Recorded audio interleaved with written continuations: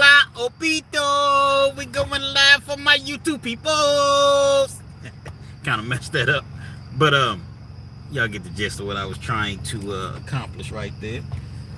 Pop up live one time for your man. I know it's kind of late, but guess what? We never sleep over here. Really, but people just think that I don't. But I be sleeping, man. Give people a opportunity, if you will, to enter the building. You know, I do these pop-up lives. Nobody ever knows when I'm going live. I don't know when I'm going live. I just say, you know what? I haven't been live in a while, so I'm gonna go live one time for your mind. Y'all double tap that screen. That's all I need y'all to do is hit the like button when you come into the building, if you will. You know what I mean? Tapping in from the 404, King Twin, 1984. Salute. What's good, bro? I'm assuming you, bro. I mean, no offense. Just kind of sounds like it might be a dude's name, you know, King Twin. 404. It's Atlanta, right? Atlanta's in the building.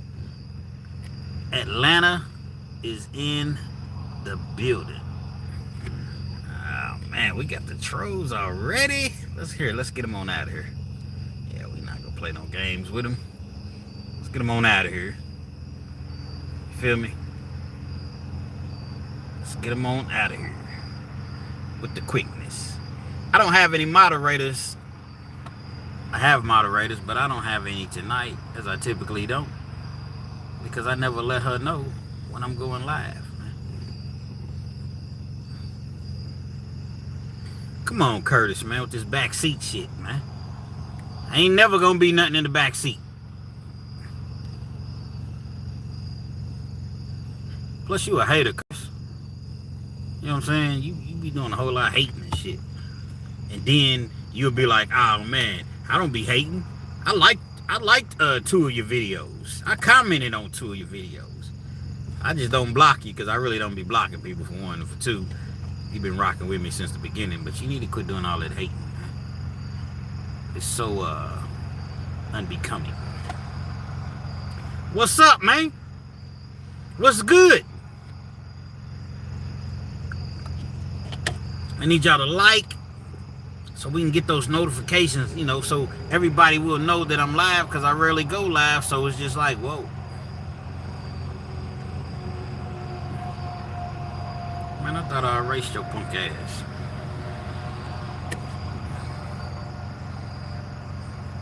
You did? I thought I erased you, you weirdo.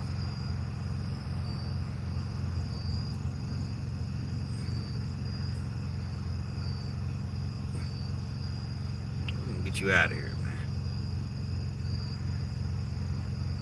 I'm gonna get you out of here, bro. It's a damn shame I got to spend my time erasing weirdos.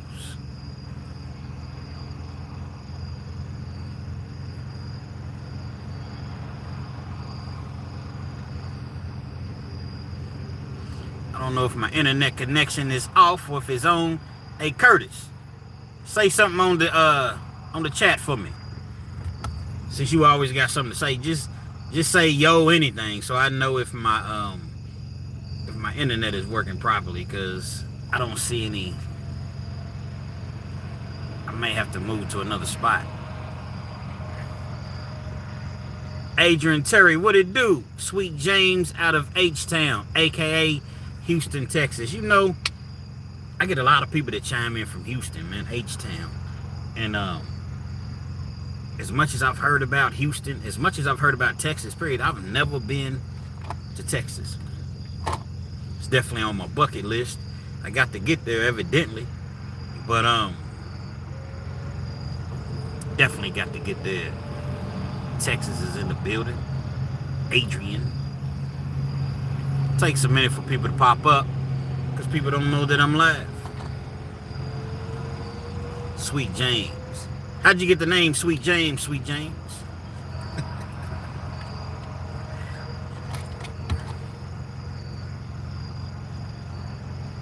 I am a Dallas Cowboy fan, though.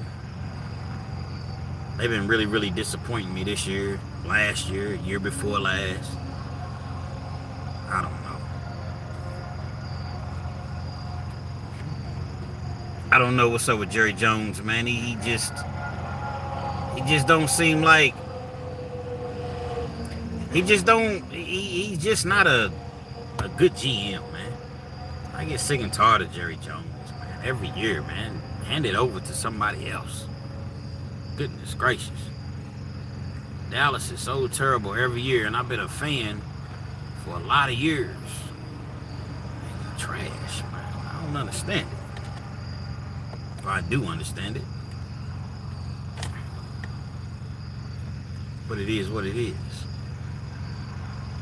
I guess when you got billions of dollars, man, you can just do what you want to do, and owning an NFL franchise or baseball, or, you know, NBA or whatever, that's just pocket change to you. You just, you know, it's like a toy to you. You know what I'm saying? So I guess that's what Jerry Jones is going through. The diddler. Oh, we're gonna talk about the diddler too. Yeah, we're gonna talk about the diddler, how they trying to railroad him. We definitely gonna talk about that. Give it a little bit longer for some people to enter the building, and that's what we're gonna lead off with, how they trying to railroad P. Diddy. No, I'm not a P. Diddy fan. No, I'm not a P. Diddy supporter. I'm just a supporter of the people, man. And the way that they doing this dude, it makes no sense. But yet, prosecution, that's what they can do, man. You know what I'm saying? And that's what they do. Ice Cream Beats 101, much love from Brazil. Got 2 minutes before I clock in. Much love. I love your... I was afraid. I didn't know what to do. Well, ma'am, all you had to do was call the police. Like, this lasted for like 15 years. Once you got away, I know, but I just couldn't do it. I couldn't do it. 60 million. Give me 60 million. Signal 7 impressions. Love your videos. Checking back to work. Clocking back into work or whatever. You take care. I appreciate you. I see all your comments in my, you know, my videos or whatever. I definitely appreciate you. And who knows, I might have to come to Brazil. Perhaps you can be my tour guide. Respectfully. Jay-Z's next. P. Diddy says, P. Diddy X. P. Diddy X says Jay-Z's next. I wonder. There's been a rumor for years, you know, I don't really like putting out stuff because I don't know these dudes. But it's been a rumor, you know, I don't know. I don't know. It seems like when they want you, especially the feds, man, when they want you, man, they just trump up some stuff where they gonna do their due diligence. They gonna do whatever they need to do to get you. So people saying that Jay-Z's next, I mean, I've been hearing it for a while. A lot of people, well, Jay-Z's been too quiet. Why has he been so quiet? Well, when you really think about it, Jay-Z's never really been one to talk to the press, the media anyway. So you can't really talk about, you can't necessarily use that against him, because when does he ever talk? When you really think about it.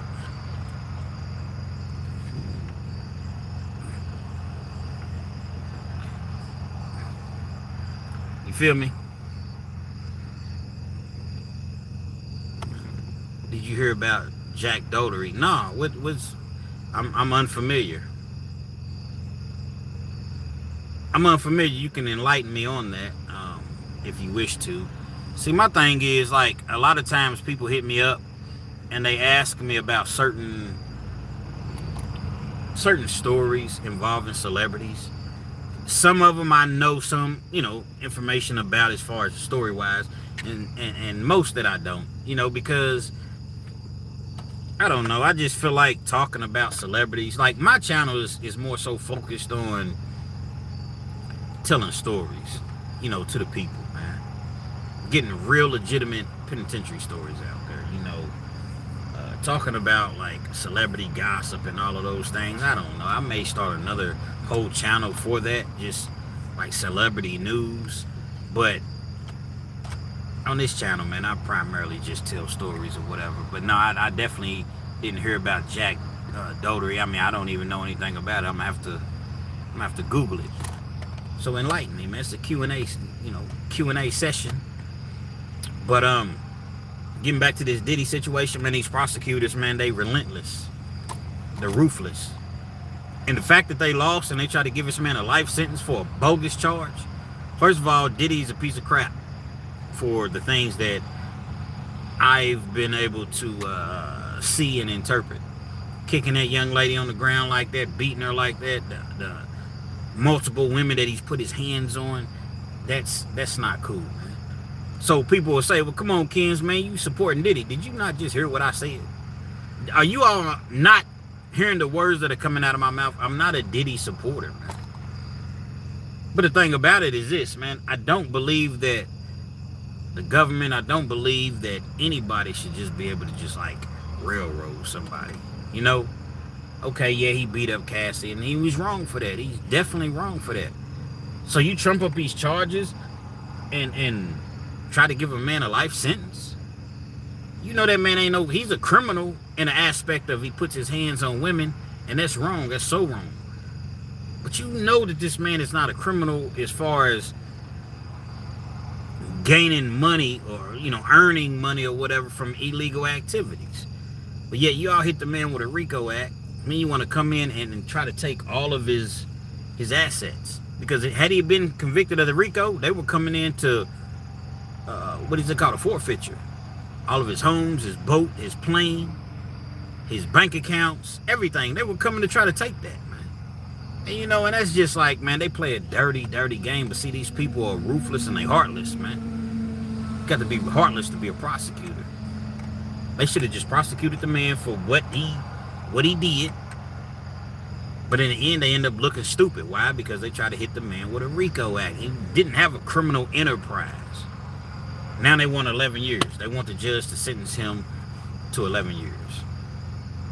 What up, Kenz? BJ from LA in the building. Is it, when you say LA, is that California or is that Louisiana? I'm unfamiliar with the two. My dog James McIlvain, what up, bro? It's my dog. James is my dog for real. He calls and checks on me. Texts me, you know, positive messages.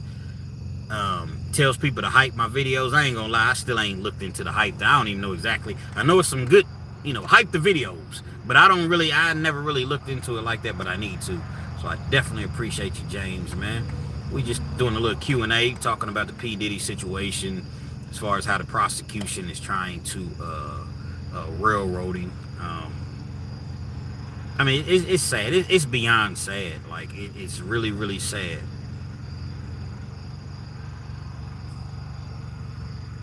That's what they're trying to do to Jack Doherty, being investigated by the CPS. I'm going to look him up, P. Diddy X. I'm going to look him up, man. Cali, bro. Okay, my bad. My bad. Shout out to California, man. Shout out to Cali. California is definitely in the building. But I decided to do a little pop-up or whatever because I'm thank you, James. So I'm looking in the news today and listening to all the, you know, the reports came out as far as like the prosecution. Man, they want this man, they want the judge to give him 11 years. 11. Now, his sentencing guidelines call for 15 to 21 months. You don't have to be the greatest mathematician in the world to understand that there's a distinct difference between 15 to 21 months and 21 months being on the high end and 11 years in the penitentiary, man. Again, first I wanted him to have life without parole. Then you offer him a 30-year plea deal as though he's going to be like, yeah, where do I sign? He goes to trial. He beats you all fair and square. You all weren't playing fair and square. He wins. Then you all convict him of this Mann Act charge that's not really even a charge because the Mann Act is only for people, if you're transporting people across state lines for the purposes of, you know, prostitution or whatever. For a gain, it has to be a gain. Somebody has to gain. He was doing that for his own pleasures. Let me explain something to you all that's never been in jail before. And for you all that have been in jail, you know what I'm talking about. If the judge lets him go, if he only gives him 15 months, 18 months, that's a slap on the wrist. No time in jail is a slap on the wrist. And he's at, what is it called? NBC Brooklyn? Is that what it's called? NBC Brooklyn? From what I understand, it's one of the roughest, toughest jails in the U.S., Craig. The U.S. And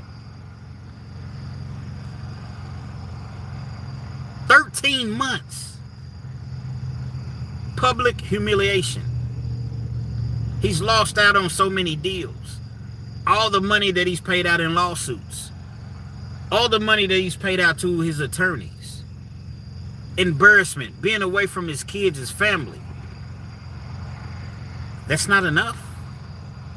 When is enough enough?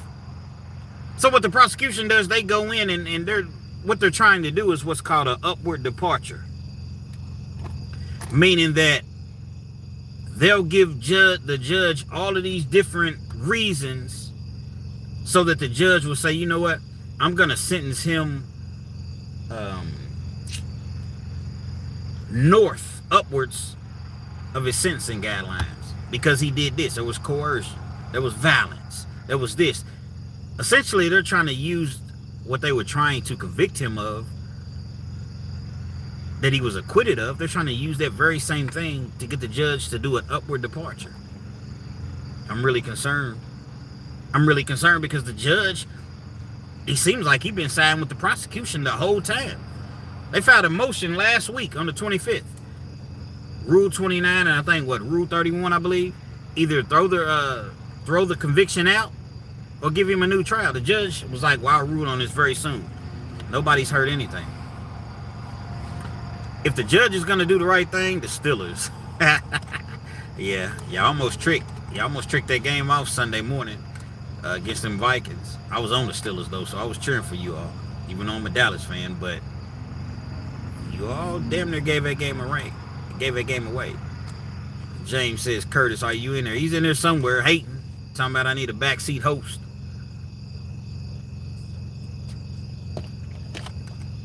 If you're a judge and you really looking at this and you have to really like set your feelings to the side. You see how they've been trying to do this man the entire time. Bogus charges. Overcharging him. Don't want to let him get out on bond. Numerous motions that his defense team has filed has been turned away. But yet you're the judge and you've been allowing this. You've been siding with the prosecution the entire time. So now, you see what the sentencing guidelines are? No, 21 months. That's not enough. That's not enough. So based on everything that the jury wasn't buying, because if they were, he would have been convicted. You all bringing these same things up to try to get the judge to give him 11 years. And I'm quite sure you all know that he's not going to give him 11 years. But if you can get 5 or 6 years out of it, you'll be satisfied. That's just the world that we live in, man. What's the old saying? It's easy to get in trouble and hard to get out of. That's an understatement. These prosecutors can do whatever they want to do. Just like y'all can double tap the screen and that like button for me. And you know, I'm trying to get 10,000 likes tonight. Don't focus on what we can't do. Focus on what we can do. Prosecutors can do literally anything they want to do, man. And as long as a judge rocks with them, the way that you all rock with me, guess what? That's what it's gonna be. I have no clue what they're gonna give Diddy Friday. If the judge wants to do the right thing, Diddy should walk out of there Friday. At best, 18 months. But again, it just seems as though he's on a string like a puppet, like he's appeasing the prosecution. It's gonna be interesting. Hey James, say something to me on the chat, man. I gotta make sure that, you know, my internet is still working. Sometimes it goes out on me or whatever. Just you can say whatever. That way I know that I'm still live with you all, whatever.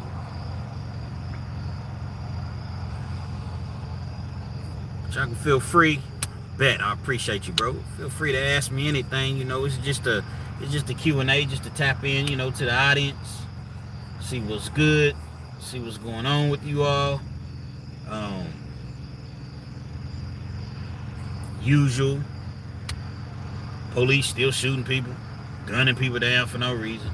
Has been in the news within the last couple weeks. The last time that I actually went live, police is still being policing, shooting people down for no reason, and then trying to justify it. I was afraid. You was afraid, huh? I just seen it, and I forget where this was at, but I'm gonna look this up when I get off the live. Dude, there was a disturbance, and the guy wasn't even facing the police officer. He was like talking to somebody else. The police comes up from behind and bows him in the back of the head. So the dude turns around and was like, "What you hit me for, man?" So he turns around. Y'all let me know if y'all seen this story, and let me know where it was at. So he turns around and was like, "What you hit me for?" The police officer immediately pulls his gun out. Immediately. Now he hit the dude first. So the dude's walking towards him like, "Come on, man, let's fight." He like me, like I cannot stand for somebody to put their hands on me. That's like, man, you put your hands on me, man. Nah, we got to get it in. Win or lose, man. Don't, you can't just be putting your hands on me, man. And so he's walking towards the officer, but he's walking towards the officer slow. Let me hook my charge up, you all. So he's walking towards the officer slow, and the officer, he's not really saying a word. At least on the video, you can't hear anything. And so he takes maybe, I don't know, 4, 5, 6 steps, and then he stops. Literally just stops in his tracks. As soon as he stopped in his tracks, the officer fired on him, on a live video. Had no reason whatsoever to gun that man down. You see these officers, man, they don't care about surveillance. They don't care about body cams. They don't care about just cameras in the area. They don't care about live witnesses. You got these dudes, man, these and I don't really talk about racism very often. But you got these racist cops, man, that they love to kill blacks, man. You can't say that I'm wrong because you consistently see it happening. You consistently see it happening. Dude, you are on camera. Everybody is right here. This dude has his hands behind his back. This dude is not a threat whatsoever. And you consistently just unalive him, man. Because they can't help it. It's when it comes out of them, it comes out of them. Despite where they're at, who they're around. And that's how it is in prison, man. In jail. You know how many jails get sued on a regular basis of inmates were just fine when they came to jail. 4 hours later, they're unalived. They all try to cover up for each other. See, once internal affairs become involved, all that covering up is by the wayside. And you see that this man was in his cell. He might have been talking a little bit. He was probably drunk. But you see that this man was in his cell. Was a threat to nobody. And you got 2 or 3 cops, 4 cops that come in there. He got cuffs on, or you put cuffs on him. Then y'all decide to spray him in his face with the burr spray that you all carry around. Look like fire extinguishers. And then y'all beat the person to death, man. And then act as though he did it to himself. Y'all don't know what happened. Nah, it's sad, man. See, jail is so dangerous. Like, it's not even just dangerous from the aspect of you have to watch out for other inmates. You have to watch out for the staff. The staff will unalive you, man. I know in Kentucky, man, you don't always go to prison. They have what's called Class D jails here. And what a Class D jail means is like the prisons are so full. Bobby Johnson, you 5'11"? Who's all 5'11" in the house? But the jails are so full in Kentucky. Everywhere. We incarcerate way more people than anybody else. It's a business to lock people up. I'm not talking about the people that do things to babies and elderly people and hurt people, shoot people, rob people, and violent. You know, I'm just talking about like, no, it's not right to go into Walmart and steal, Target and steal. It's not right. It's not right to go around cashing bad checks. It's not right to use other people's credit cards. I get it. But these are white-collar crimes that you should never be getting 15 and 20 years for just because you've been in trouble before. But they use a sentence enhancement. See, a sentence enhancement was originally created for violent offenders. You know, in Kentucky, they'll take a child support charge you with a felony once you get over $1,000 in, you know, behind in child support. Call it flagrant non-support. And let's just say you had a gun charge 6-7 years prior, 5 years prior, 4 years prior, whatever. A little petty dope charge, or, you know, you got caught, you know, they charge you with possession. They'll enhance your sentence. So if you're facing 1 to 5 because you had a prior felony that you already either did time for or completed probation, they'll enhance it to 5 to 10, sometimes 10 to 20, and you'll go to prison. Well, the beds are so filled that these Class D facilities, all they are is county jails. Nothing more than a county jail. That's what they do in Kentucky. You get sentenced to, let's just say, judge gives you 13 years. It's non-violent. They give you 13 years. Once they give you the 13 years, you do 20% of your time before you're eligible for parole. What's 20% of 13 years, you all? Let me see. On 11, you do 26 months. On a 12, you do 29 months. So on a 13-year sentence, you're going to do 31 months. 31 months. Let's just say you already sit in the county jail for 10 months fighting the case. That means you have 21 months left to go see the parole board. What they're going to do is they're not even going to send you to prison. They're going to send you to a Class D facility. Again, all it is a county jail, but they hold state inmates. Oftentimes you don't get wrecked. You're locked in a cell all day long with, you know, I don't know, 15, 20 other people, 12 other people. They offer jobs to where you can go out in the community and work and make like $13 a month working all day. But they look at that as, okay, well, you're getting out of the cell. And that's what they're doing to people. They don't have no classes at these facilities. They don't have a lot of them. No way for you to better yourself. So then when you go for parole and the parole boards are looking at you like, well, you didn't take any classes, or you don't even get to go up before the parole board and explain, sir, ma'am, I couldn't. They wouldn't allow me to take any classes. No, they do what's called a file review in Kentucky. You don't even get to talk for yourself anymore. Imagine going to apply for a job or something like that, and they're looking at your resume or whatever, but you don't even get to talk. Dennis Rodman, what's good? You don't even get to talk for yourself and explain, or any blemishes or any gaps in employment, or no, they're just looking at what's in the file. And then you have these overzealous officers that just run around trying to write you up because they don't want you to go home. I'm not talking about all officers. I'm talking about the overzealous officers. A lot of them, they don't want you to go home. So the most powerful weapon as far as when it comes to the staff is the pen and the pad. They give you multiple write-ups in the parole board, and they're looking, oh, this guy still hadn't learned his lesson. He's still in here committing, infractions. Give him another 15 months. Give him another 24 months to think about it. You may not even have done anything. That's why I say it's kind of dangerous to be a CO sometimes, man. Not any CO. Some COs is cool. They come in, get their money, they gone, man. They ain't not trying to, you know. There's one CO, man, named Martin, man.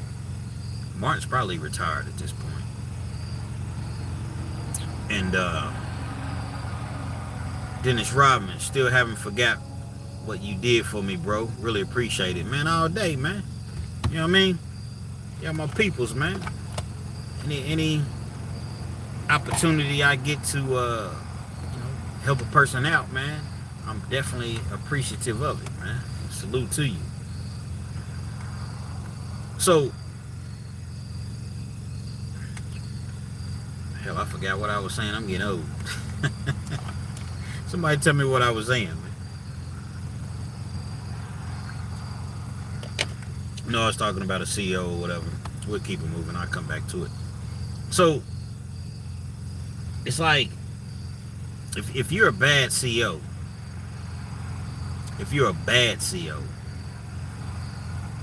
do you not understand? And I hope that a bad CEO is watching this, because they in my inbox all the time. Appreciate that, Dennis. Do you understand that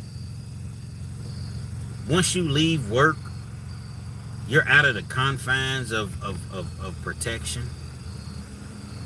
I understand they encourage you all to carry, as you should.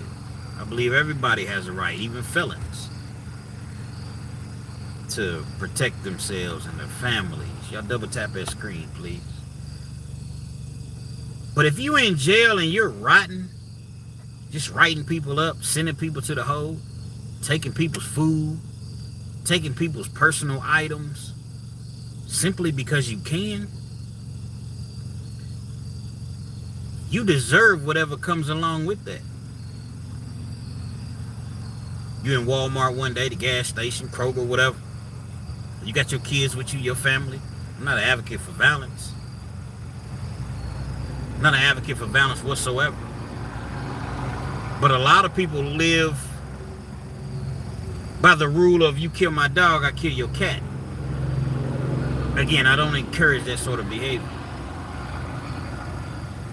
You done forget all about this dude. It may have been 2, 3 years, 4 years, 5 years. And he remembers, man, this is the dude that gave me that bogus write-up, man.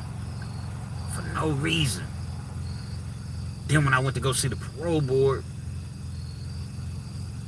they didn't even let me go home to my family, and they made me do an extra 2 years for this bogus write-up.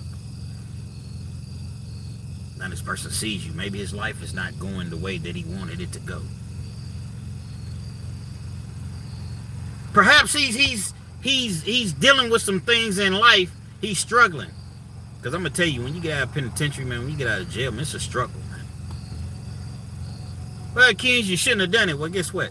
There's a lot of things that we shouldn't do. All of us. Perhaps this is the day. Perhaps this is the day that, you know what, I see my opportunity to get back. Now, I know, man, I'll keep my head on the swivel. I get it. But this is what you got to understand. Your Signal 7 don't work on the streets. If y'all's not familiar with the Signal 7, you know, the officers, they wear their radio right here. They got like a little compartment where they keep their radios at. And they talk big stuff. Who wants me? It's the officer trying to fight an inmate. I'll take my radio off, take my camera off, and you can get me right now one-on-one. And if you whoop me, I whoop you. We don't tell the police. You see that sort of ignorant behavior. Knowing that cameras are everywhere. Knowing that your fellow officers will know what's going on. And they talk all that stuff. Until somebody, let's get it. Until somebody takes them up on their offer, let's get it.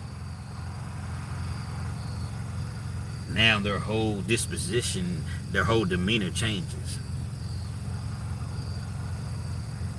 Man, it's a Signal 7. Signal 7 in Unit CC! Signal 7 in Unit CC! That's the franticness that you hear in their voice. It went from, anybody can get me. I'm in my any man mode. It's how them officers talk sometimes. You won't fight? Even the country ones, you want to fight, by God? The ones from the hollers, you want to fight? I got my brother-in-law over here.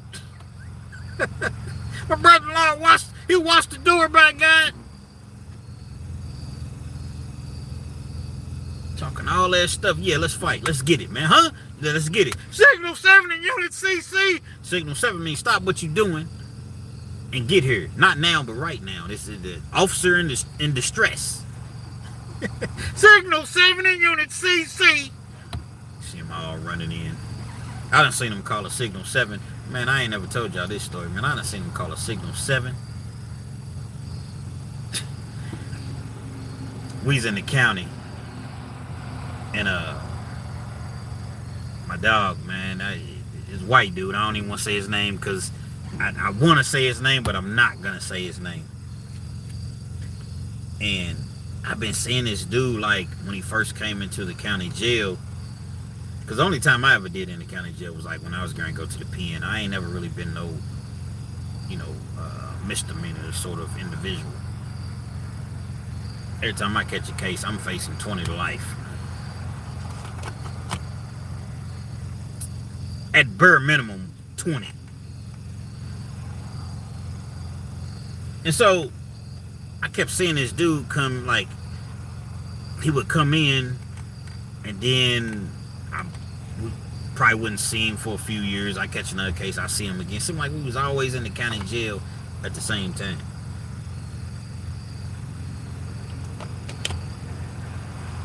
Just a little skinny kid, white kid. And the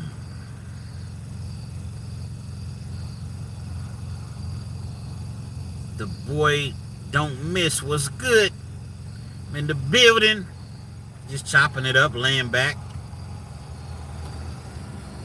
Chopping it up, laying back. Bobby Johnson, where that merch at? I need the whole world is 511 t-shirt. We got the hoodies on deck, man. They coming. They coming.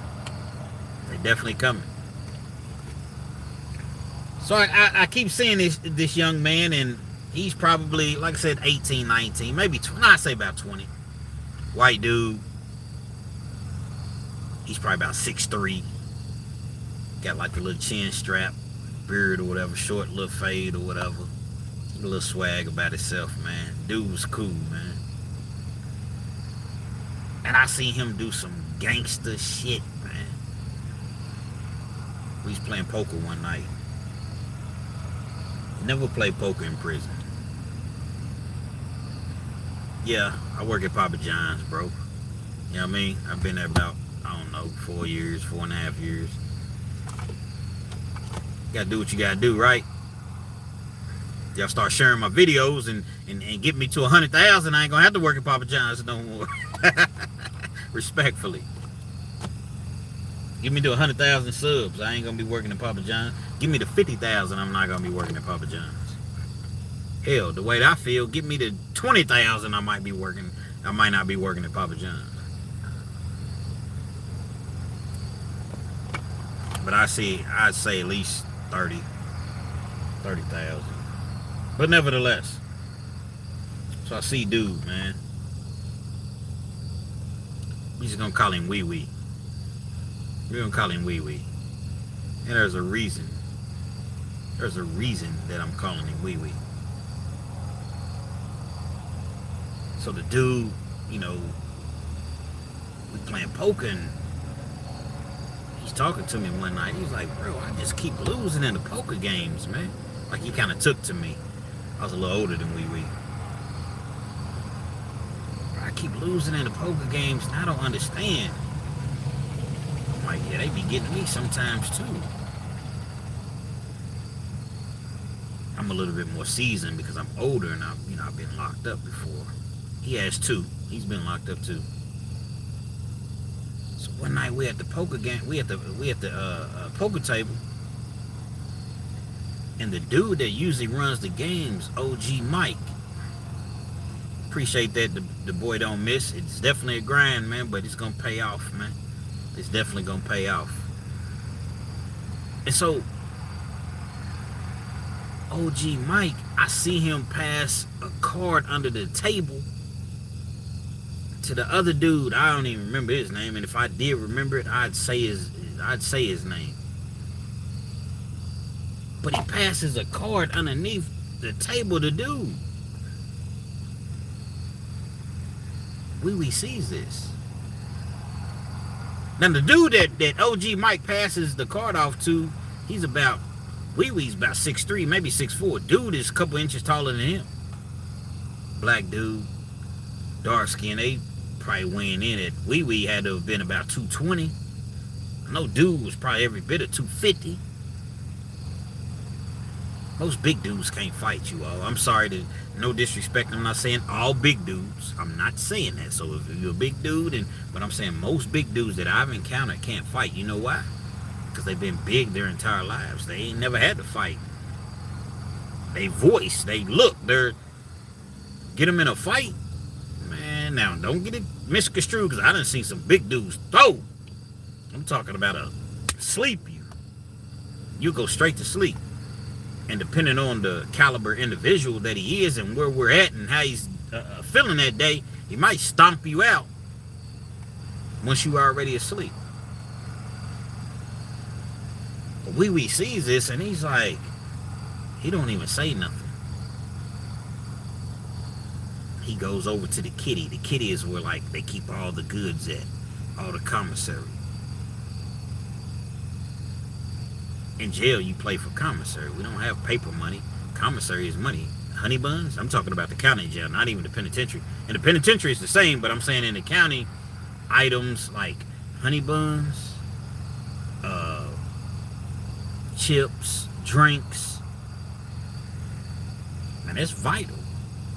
That's vital when you locked up, man. Because that food that they serve you is crap.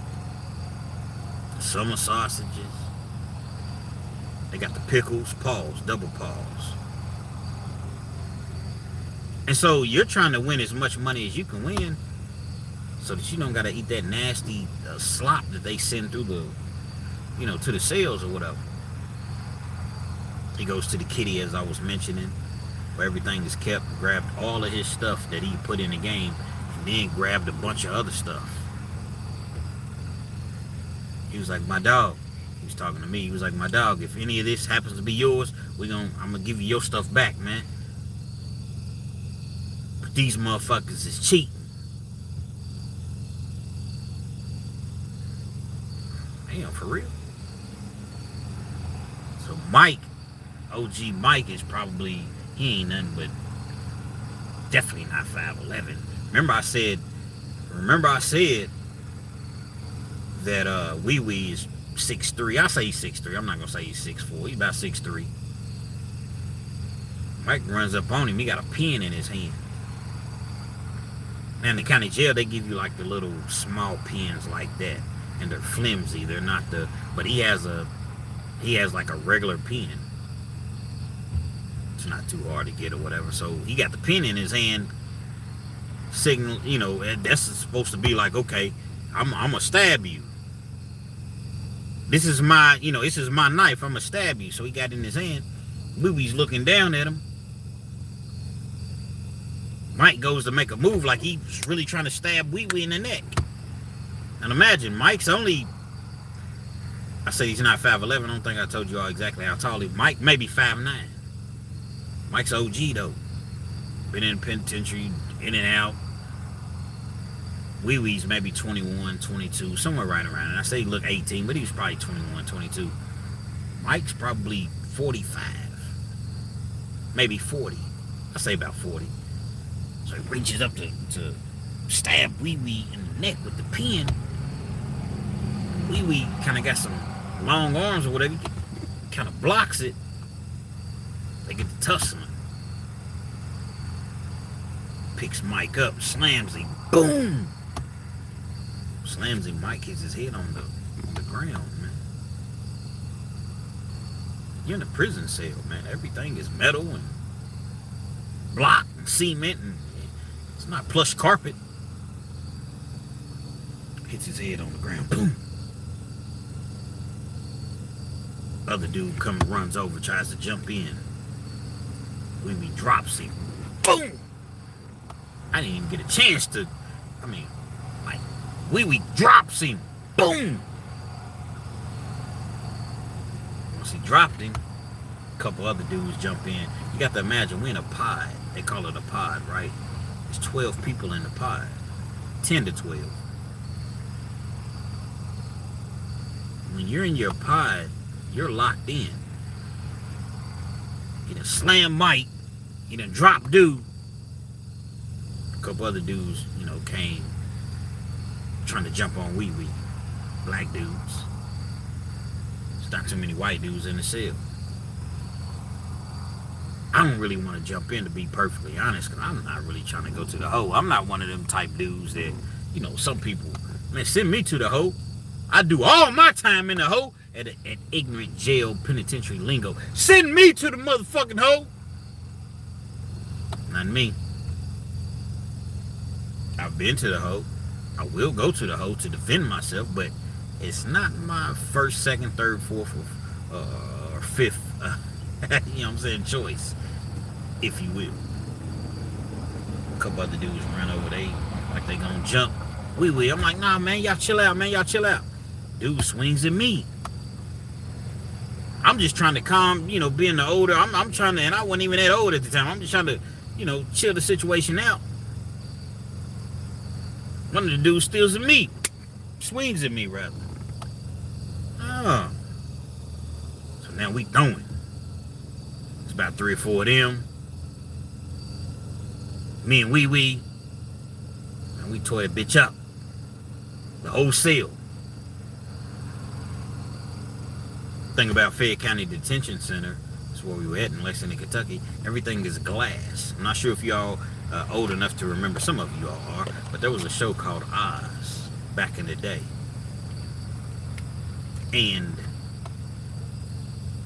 everything was glass, see-through.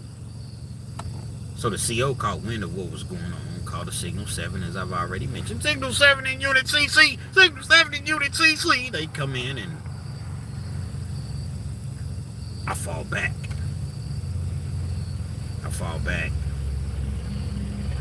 Wee Wee, he ain't got a scratch on his face, but you can tell that he got his shirt off or whatever, but he trying to, they came in like 5 or 6 deep.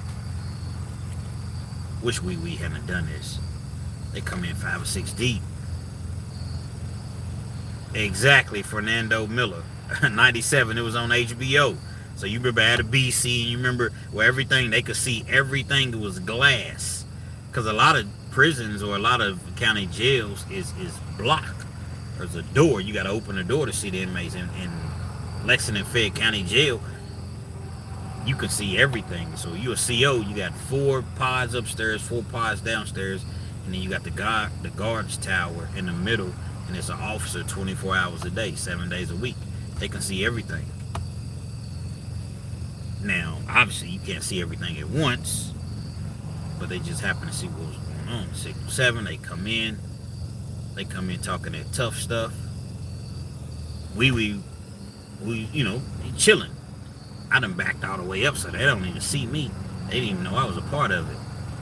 We one of the little punk ass officers that I often speak of, overzealous officers, sprays Wee Wee with some pepper spray. But he don't quite hit him in his face. Like Wee Wee seen it coming and he kind of turned me. He caught him, but Wee Wee started swinging. Ended up grabbing that officer. Boom! Throws him into the table. The metal tables.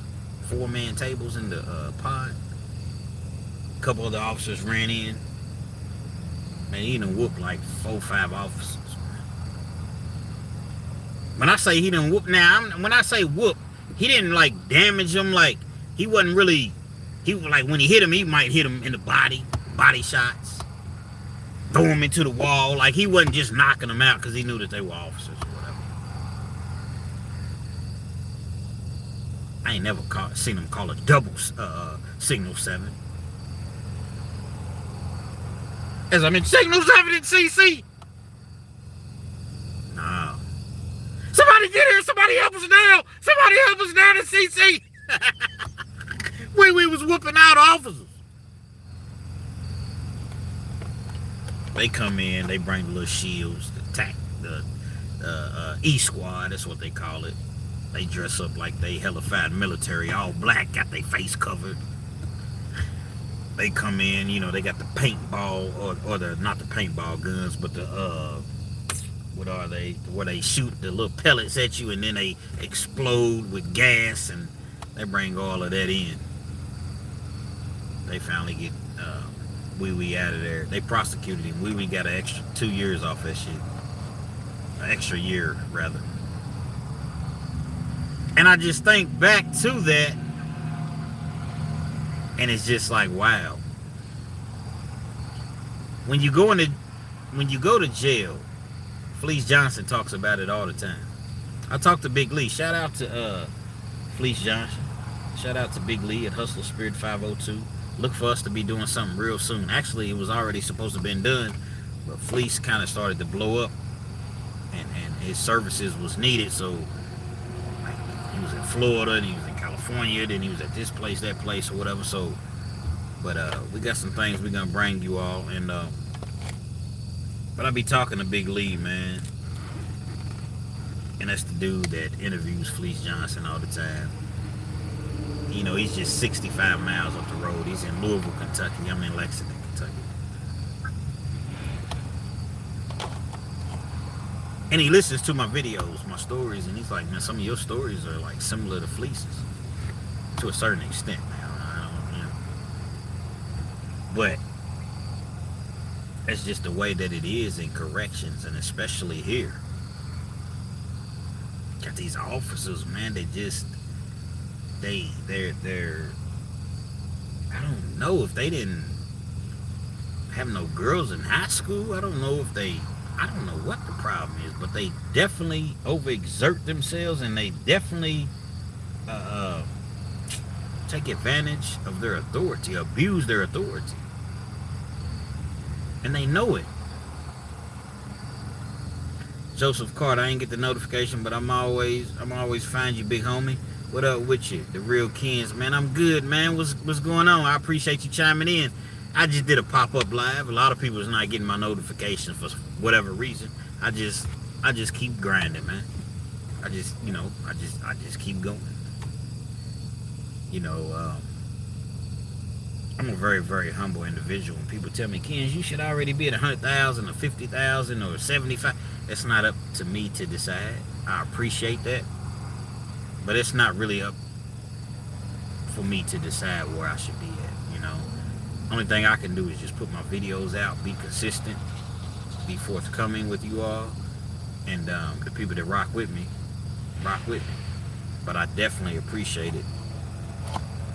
But this criminal system, man, is just one big racket. Like, it's really one big, they love to hit people with the RICO.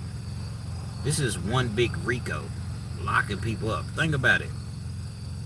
From the police that pull you over, then they want to take you to the, depending on the crime, a lot of times they're going to take you downtown to talk to the precinct or whatever, to talk to the detectives.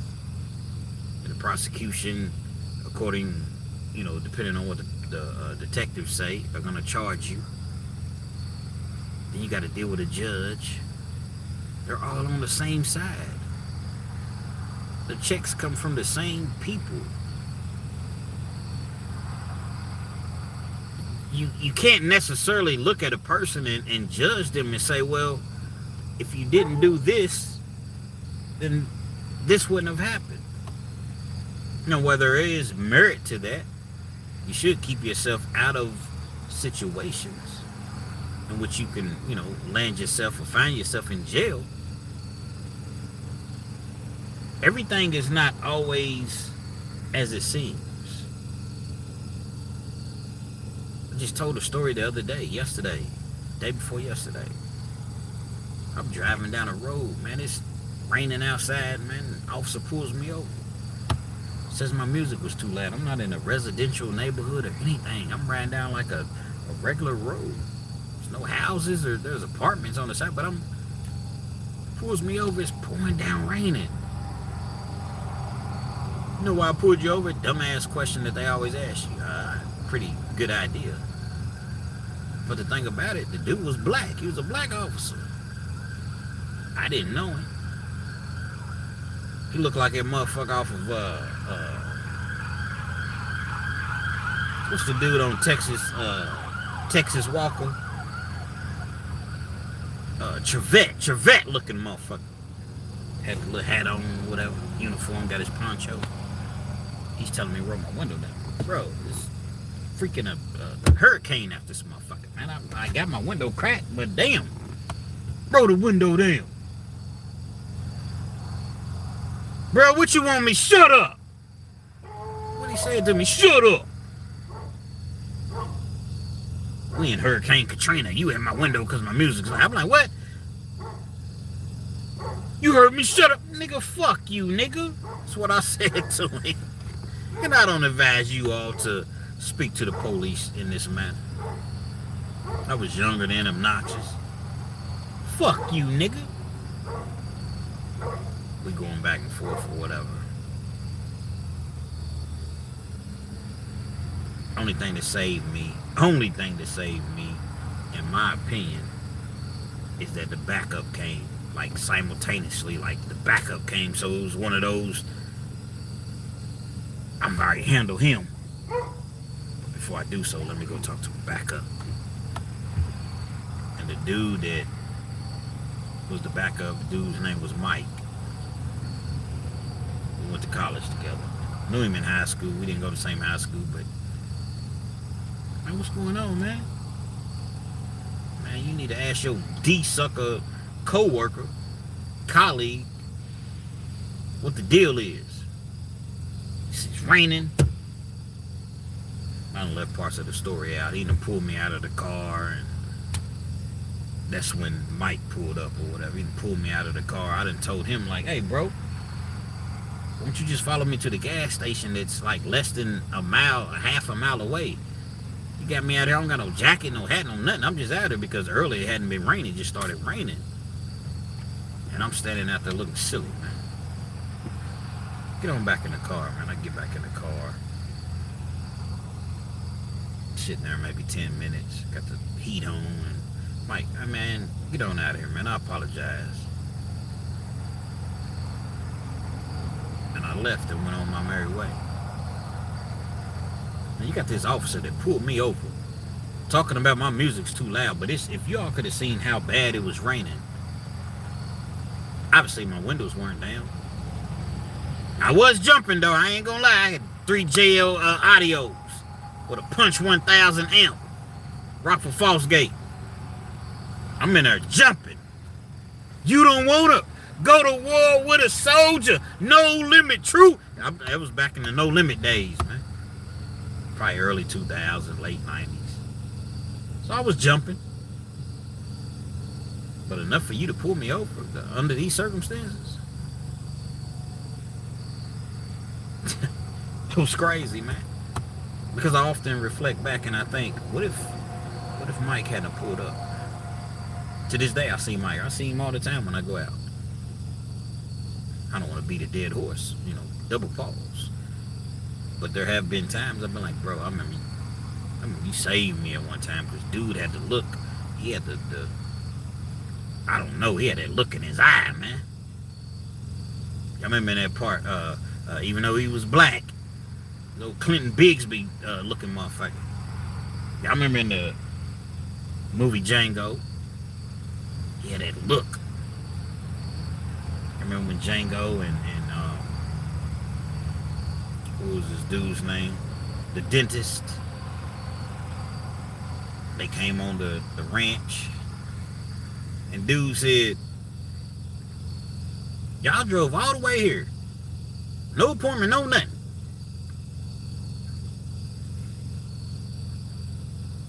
They pulled up on him.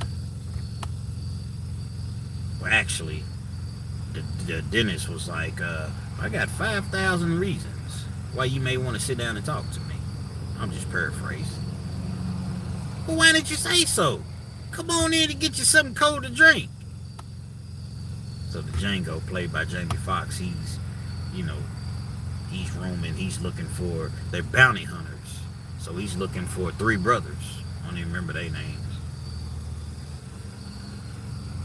He finds the 3 brothers, he smokes all 3 of them. Everybody comes running. Once they come running or whatever, they really want to kill him, but they can't kill him. They can't arrest them or have them arrested. They're bounty hunters and they have paperwork. Pack up the bodies, they leave. They're not feeling that though. So they all get masked up in their white hoods and they got their horses. We came over this hill to kill a nigger.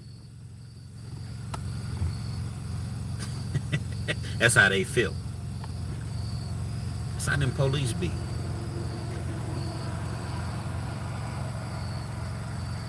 It's sad. I'm not saying that whites don't deal with that, because I know that they do. I'm not saying that. But what I am saying is I'm not white, I'm black. So the only thing that I can do is tell what I've dealt with. Police need to be stopped, man. I mean, it's just... And they get slaps on the wrist. Even when they do get convicted.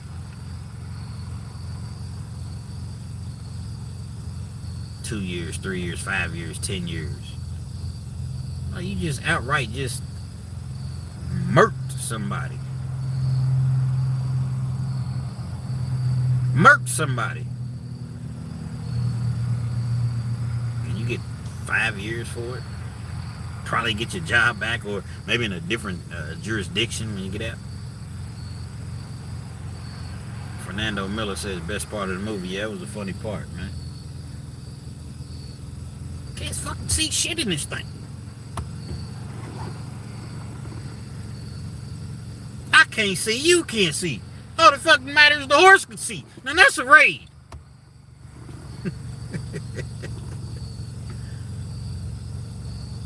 My wife spent all day making 35 masks for you ungrateful sons of bitches. From now on, don't ask me and mine for nothing. Hey, calm down, calm down.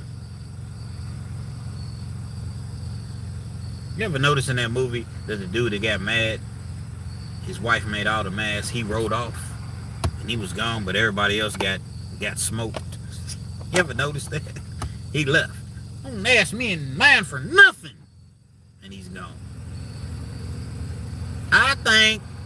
We all think the mask was a great idea. Not to point the finger, could have been done better. So,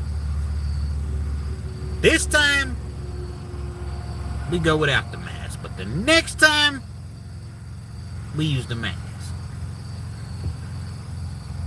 I didn't say no mask. What's the point of a fucking raid if we don't have a mask? That's how them police be, man. A la Breonna Taylor. Rest in peace, Breonna Taylor, man. We all done heard about that. At least you should have, unless you've been living under a rock. Louisville, Kentucky. In her house, in her apartment, man, in her business. Shout out to Moscow. I don't even want to attempt to try to pronounce your name, but shout out to you. I definitely appreciate you chiming into the channel. You imagine being in your house, your daughter, your son, but let's just say your daughter, your sister, your mother, you're in your house, man. It's supposed to be your safe haven, your dwelling, you're in the house, man, just chilling, not bothering nobody. Police is on the other side of your door, but you don't even know. You're in there with your significant other, your boyfriend or whatever. Loud noise at the door. Imagine how comfortable we are in our homes. Loud noise at the door, midnight, 11:30, whatever time it was. Boom! man's supposed to be the protector, right? He reaches over and grabs the heat.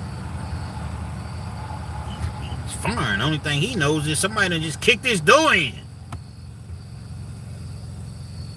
Squeeze first, ask questions last. That's how most of these so-called gangsters last. He's squeezing. They firing. He's firing. When it's all said and done, Breonna Taylor, totally innocent, man. Didn't have nothing to do with anything. She's unalived. Of course, the officers, they take the dude in. They take the dude in and make it seem as though it's his fault. But once the investigation is you know, being investigated, if you will,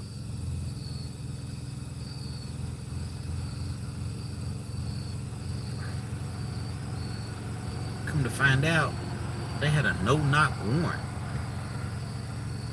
Think about that. A no-knock warrant means that the police can just kick your door in at any given time. You don't know who's at the door. They didn't even announce themselves. They lied and said that they did. They always lie. They lie all the time. Understand this. This is why you don't talk when you go to an interrogation room. Now, preferably you don't find yourself in the interrogation room, but by chance if you do, man, you don't get them cocksuckers no statement other than attorney. There's no, I don't know what you're talking about. Why am I here? I wasn't there. I was there, but I was just picking up somebody. Attorney. That's the best thing you can do for yourself. I don't care if you're 1,000% guilty. Attorney. Now, the reason that you do that, because that's first of all, it's your constitutional right. Secondly, they would twist your words. Give your lawyer a fighting chance. Give your lawyer a leg to stand on. You go in that interrogation room, they're going to try to, be friendly and offer you something to drink or something to eat, and attorney. Fifth. What Dave Chappelle say? I plead the fifth. The fifth. I plead the fifth. They get mad. Okay. You sure? Because see, once you say attorney, they have to stop questioning you. Now, if you continue voluntarily give statements after that, then that's on you. Plead the fifth, man. I need an attorney, man. That's all I know. Give them cocksuckers nothing, man. Because they're going to twist your words around. Well, you said this. You don't go to trial 2.5 years later. You don't remember what you said in the interrogation room. Twist your whole words around. Situation, dude. He's with his friends, man. And they went in to commit wasn't even a robbery, it's a burglary. It's never good to break into someone's house, but there's a distinct difference between a robbery and a burglary. Jamie Harris, out here trucking, listening to my... What's good, my dog? Shout out to Jamie Harris, man, out there dropping them loads, man. He's on the truck. See, we got to start giving our truck drivers more love, because all these things we order off Amazon, Foot Locker, and just different places that we order from, well, guess what? If it's not for these truck drivers dropping these loads, Amazon Prime and all of that, man, all of that's because of the truck drivers. They need to get a big raise. I've been an advocate for that. They need big raises, man, because they dropping big loads. Infinite pause. Shout out to you, bro. Fernando Miller Jr. They pushed the jurisdiction only if you acknowledge the jurisdictions doesn't exist. If you're a living man, you can make the judge abandon ship and can't rule on the case. Fernando, you my dog, but I don't know what the fuck you're talking about. Jay sent me. I appreciate you. I appreciate you, bro. Jay Williams. I talked to Jay too last week, man.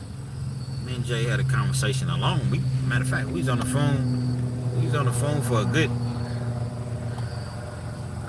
I know I talked to Jay probably 3 hours last week, man. You know what I mean? Good, solid dude, which I'm sure you already know that. Jay Williams, Let's Live Life, man. Good, solid dude, man. Just a good person. Great person. Loves his kids, loves his family, loves his life, man. And that dude he's going places. And so you had this individual, like I said, they were going to commit a burglary. Now the burglary is breaking, let's just say breaking into somebody's house or whatever. And you steal the jewelry and whatever, but nobody's there. So it's a burglary. Carries significant, way less time than a robbery, but none of it's right. Don't break in nobody's house. And I appreciate you, bro. Salute to you, man. Yeah, that's my dog, man. He, Jay Williams, man. He, what up, Taylor? Jay Williams is one of the main reasons I started my channel.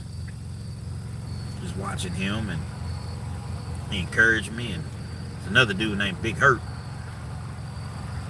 Big Hurt, and I'm gonna talk about him after this, because I'm gonna tell y'all about it. Big Hurt's big ass, bitch ass. So they go in to commit this burglary.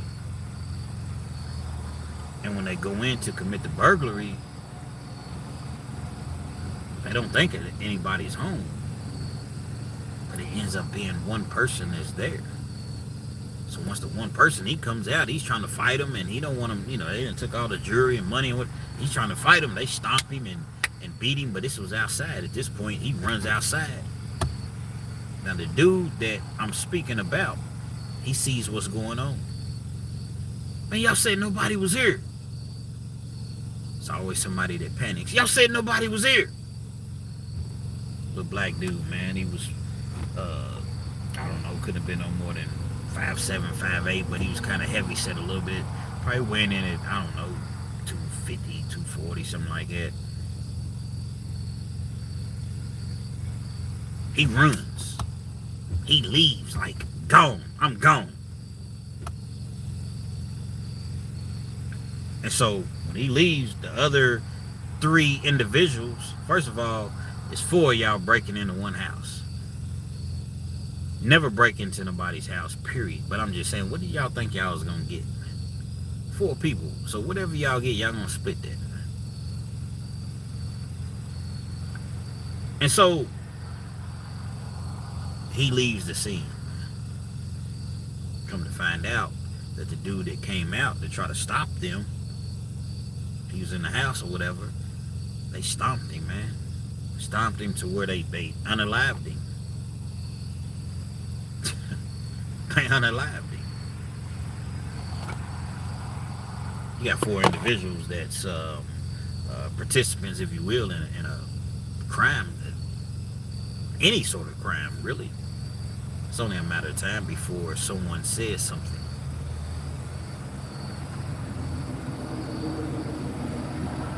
They say something or whatever, they end up calling the dude in. He's trying to play it off. He's talking to the detectives. Man, I don't know what y'all talking about. He got like a real funny personality. So them detectives, police, they gonna play games with you. They gonna, act as though you're funny. They're laughing at your jokes. Whatever. But at the end of the day, they're trying to solve a homicide case. The entire time, dudes tell them, man, I don't know what y'all talking about. I wasn't there. I'm quite sure that they were in the other room. Like, man, if we can't get a confession out of this guy, we're gonna have to let him go. Because I don't think no one just outright just told. I think it was just one of those things to where somebody knew, so they called this person in and they called the next person in. But I don't think nobody was just outright telling. They had been interrogating this dude for like 6 hours straight. He's falling asleep on the table. He's like, man, I just want to go home, man. What does it take for me to go home? You have to understand that detectives, they go to school, man. They're very, very strategic as far as what they do. Finally, the dude, he's tricked by the detective, and he tells him, well, listen, man, I was there, but once I seen what was going on, I immediately left. The dude was perfectly fine. The dude was perfectly straight. I don't know what happened. I was gone. I ain't got nothing to do with none of that. I ain't take nothing. I ain't do anything to anybody, sold anybody. I was gone. So you was there, though. Yeah, I was there, but we wasn't, we went to, but you was there. Stand up, put your hands behind your back. But sir, you told me if I told the truth. Stand up and put your hands behind your back. You're arrested. Wasn't capital murder, but it was right under it. And that dude got a life sentence, man. Had he kept his mouth shut, man, I don't know what y'all talking about, man. You ain't even got to say, I don't know what you're talking about. Don't even say that. Attorney. Because in the major scheme of things, yeah, he was wrong for being there. But he ran. In a way, he was supposed to have gotten a life sentence.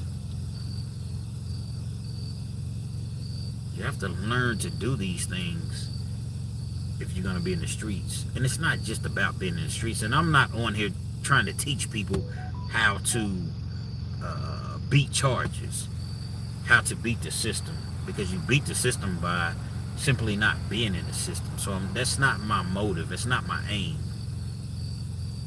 But I just understand how these people play, man. And the best thing that you can do is just remain silent. You have the right to remain silent. Anything you say can and will be used against you in a court of law. You have the right to an attorney. If you cannot afford an attorney, one will be appointed to you. Now, they try to rush through that part. They have to read it to you. Memorandum, they have to read it to you, but they're rushing through it. You see what I'm saying? They always start the interview with, well, we know this, we know that, we know you were there, we have confirmation, but we want to get your story. We want to get your side because we know you're not cold-blooded, calculated like this. We have your file right here. They always have a manila envelope. You ain't no killer. You not no... Perhaps this was an accident. Perhaps you was just with the wrong people. I don't know. We need to get your side of the story. Because we understand. This is how these D-suckers come at you. And they try to make you feel comfortable. Attorney. Period. When you're in an interrogation room, you're there for a reason, and you're not there because they like you. You're not going to talk your way out of that room. Either you going home or you not. So if they're accusing you of something, I don't care if you didn't do anything. I don't care if you're 1,000% guilty, as I've already previously stated. Attorney. And if they continue to try to question you, attorney. Shirts coming soon, attorneys. All you're going to do by trying to talk your way out of that room is dig a deeper hole. And that's a fact. That's a big fact.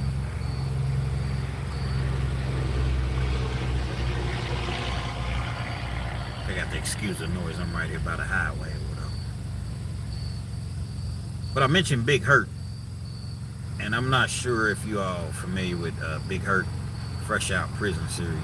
He's a pretty big, I would say he's a pretty big YouTuber. Got over 500,000 subscribers. And I reached out to dude because I see, and I never really reach out to people. Dreams 392, my dog. The Bronx is in the building. Getting that money tonight, Dreams. I know you probably at work pulling the 12s. Pause. 12-hour shifts. Get that money, man. You got to get it. So I reached out to Big Hurt, man. I already know. That's 7 days a week, absolutely. Shoot, they print it every day. They print that money every day, man. That's my motto. They print it every day. So guess what? We can go get it every day. Dreams, my dog. $3.92. I be wanting to shout Dreams out, man, sometimes in my video, and I can't never remember, but Dreams $3.92. There's so many people that, you know, that I rock with, and they rock with me, but Dreams $3.92 rocks with me heavily.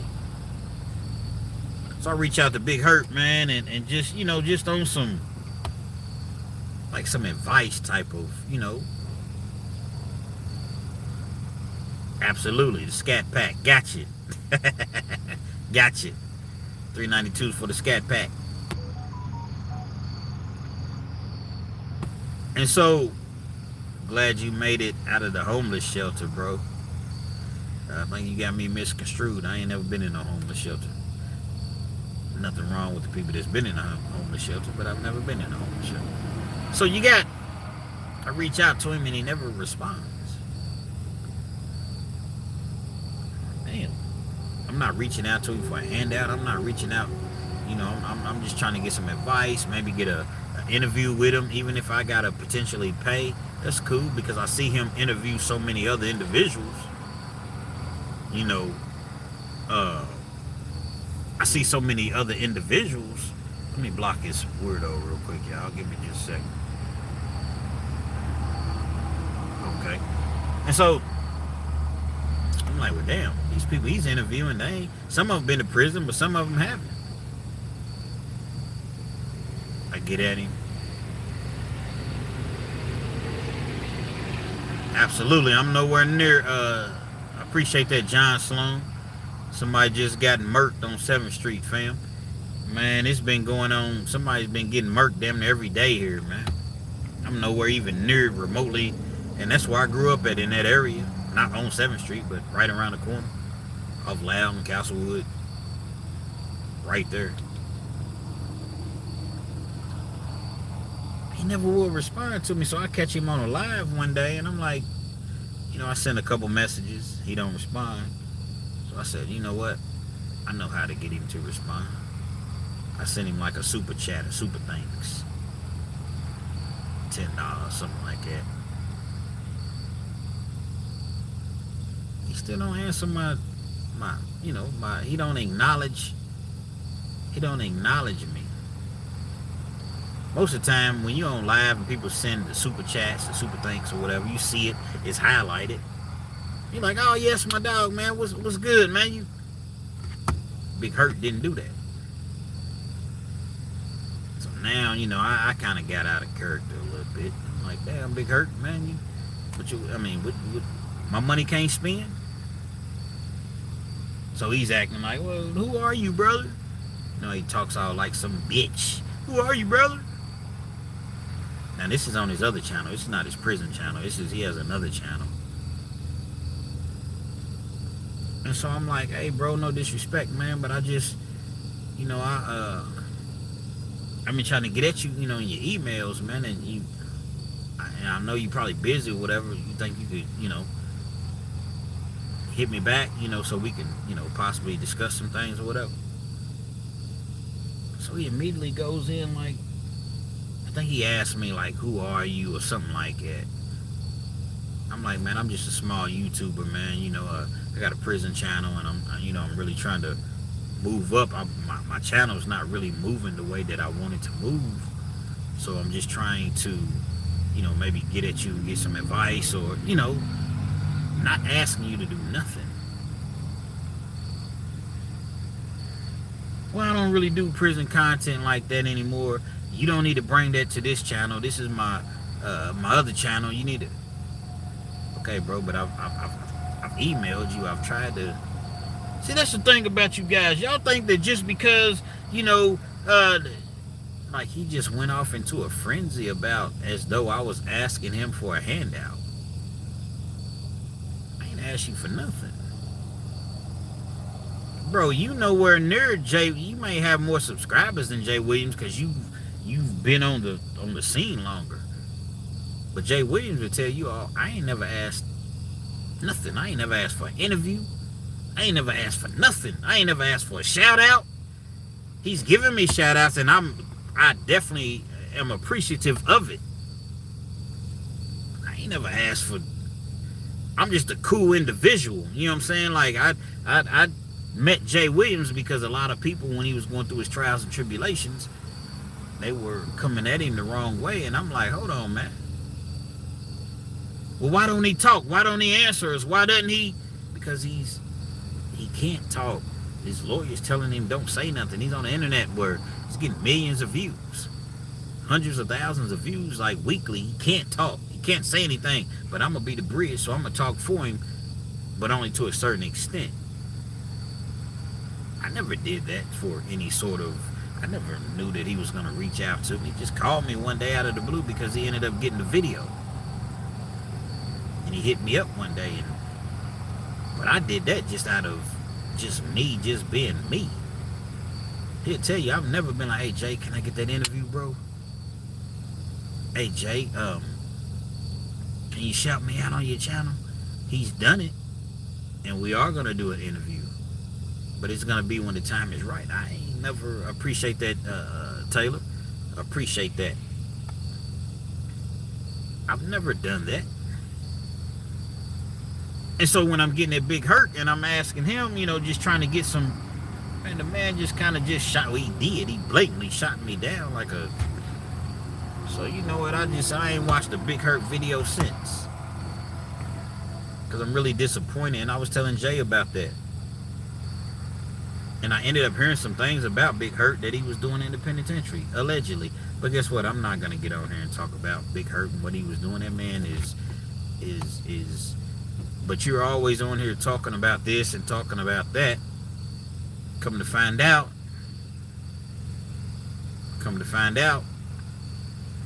I found out.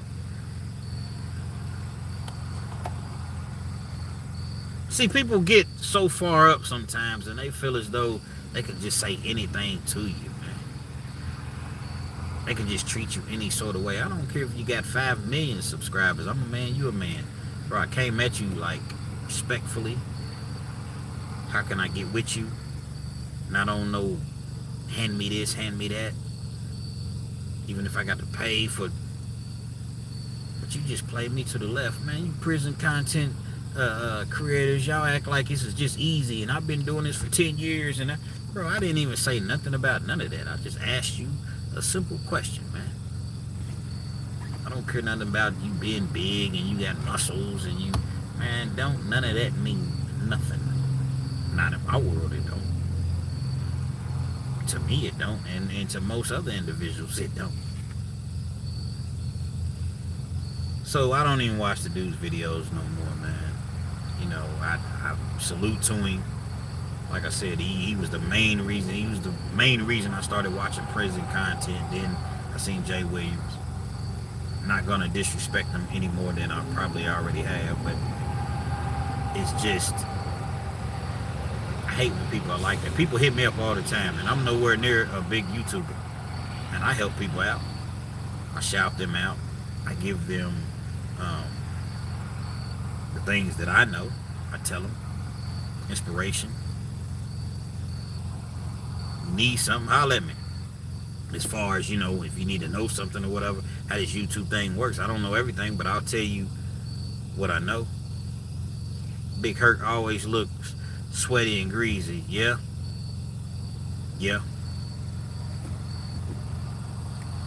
Taylor, thank you. You rock solid, man. I appreciate y'all getting on here and sharing your stories. Yeah, man, you know, it's definitely, because I want people to see and hear the stories. I want people to know, man. This penitentiary ain't no game. It ain't no joke. So I definitely want people to know.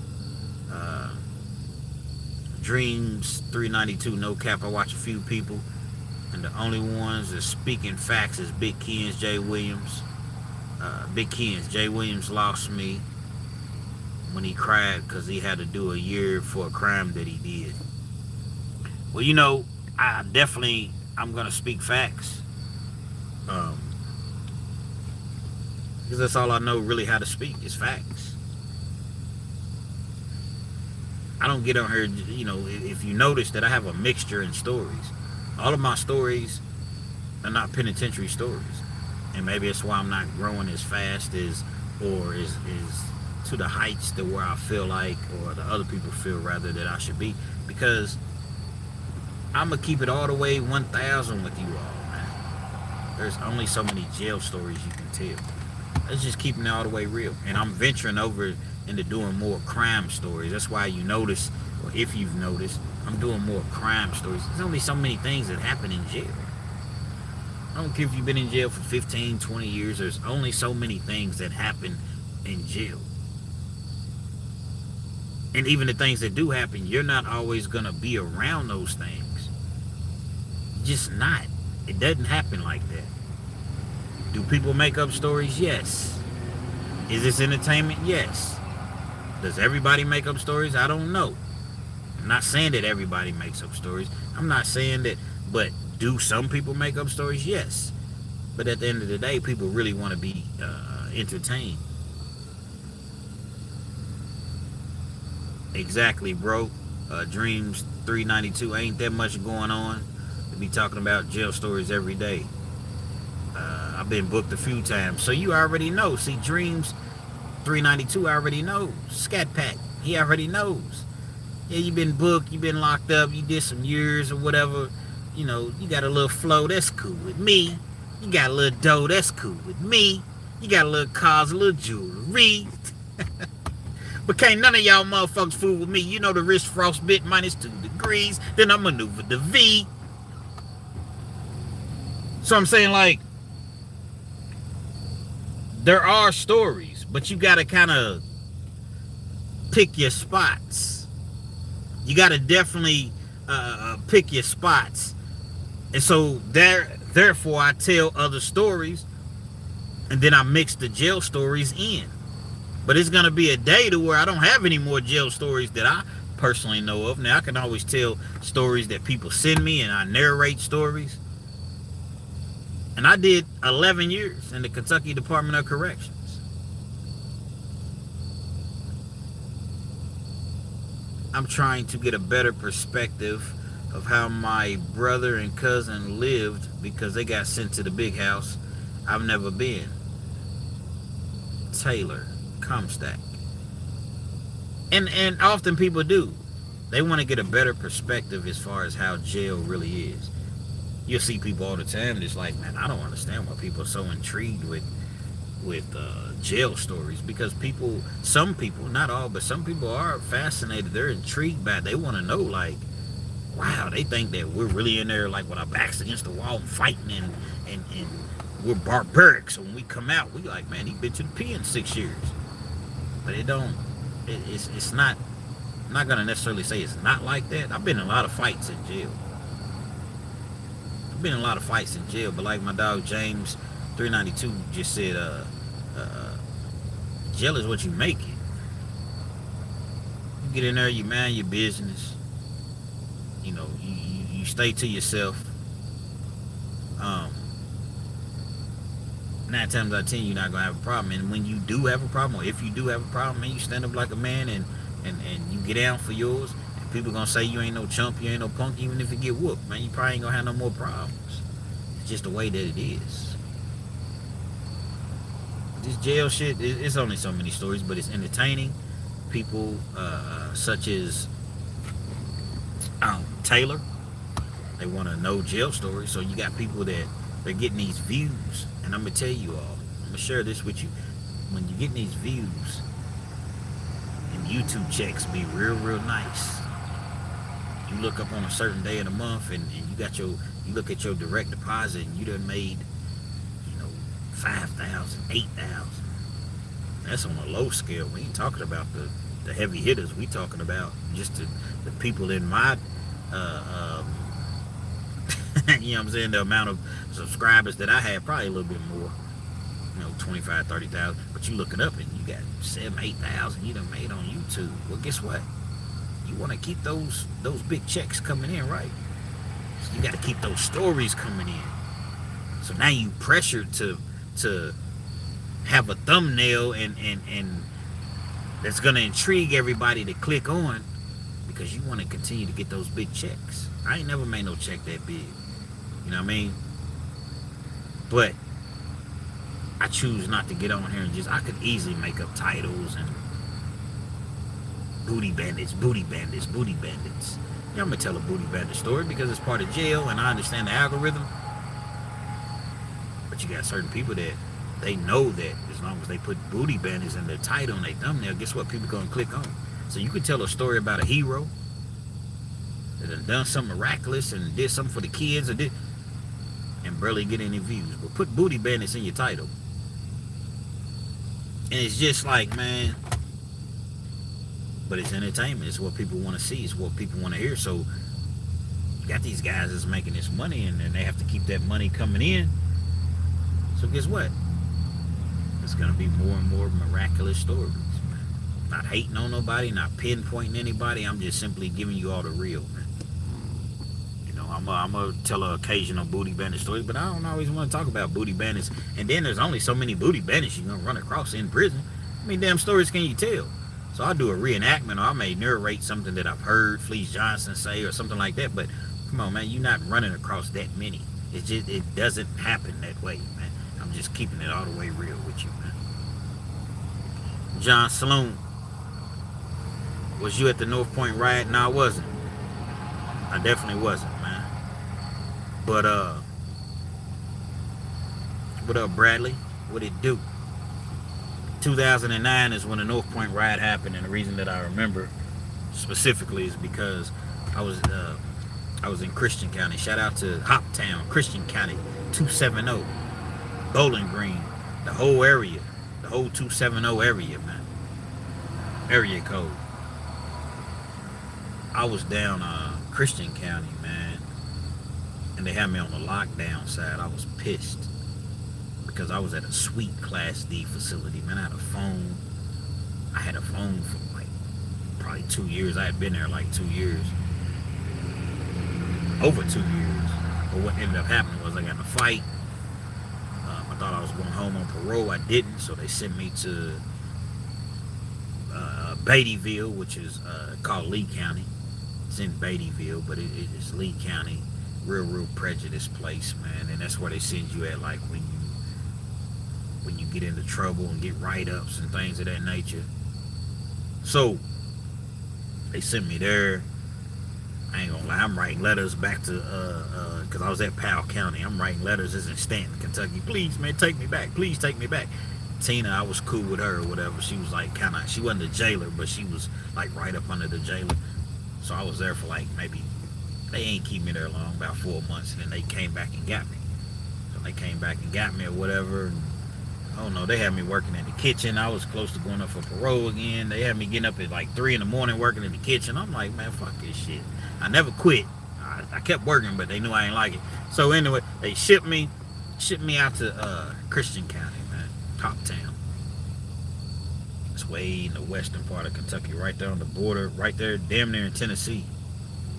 I ain't know nobody out there. Wasn't really that many people in Lexington, man, and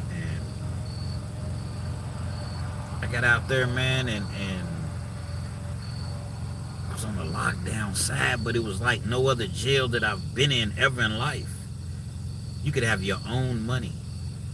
You could have CD players. You could have an MP3 player or a radio. And it was like, whoa. You know what I'm saying? Like, I ain't never seen nothing like it. So, say somebody sends you a money order, right? You get the money order. You can have the money order cash. You got a $50 money order. Get your money order cash, and they give you $50 in cash. So you can imagine, man, we gambled all day. Poker, dice table, all day long. It was, once we woke up, we gambled. So I'm there, man, and they bring in, just out of the blue, they bring in like, just to our cell, it was a big old cell, man. First time I ever had seen the triple stacks, the bunks. You see it in like California videos all the time. The 3-stack bunk beds. racks. What we call it that in Kentucky, my rack. One on the bottom, obviously, one in the middle, one on top. Damn. I'm in there. I walk in the cell. Kind of swole a little bit. I got my little jumpsuit on. I got swole a little bit. I got a black trash bag. That's what they give you to put all your property in, a black trash bag. And I'm walking, a bag bust open. Got my commissary. I got commissary for days, man. I was in Powell County, man. I was the man, you know what I'm saying? So I got commissary for days, man. Dudes just start migrating towards my bag. I'm thinking I'm gonna have to fight, dog. Like, they gonna grab my shit. They was really grabbing it, pause, to help me, you know, pick my stuff up or whatever. I had like 15 bags of grip holes, little small ones like that. They hadn't seen no grip holes down there. Everybody's trying to buy my grip holes from me. I'm talking about, this is a bag that I was buying for like maybe $2 where I was at, maybe $1, but let's just say $2. Dudes was offering me $5 and $6 for a bag, $10 for a bag of grip holes. I'm not gonna do you like that, bro. I give you a bag before I charge you $10, man. Y'all rock with me, man.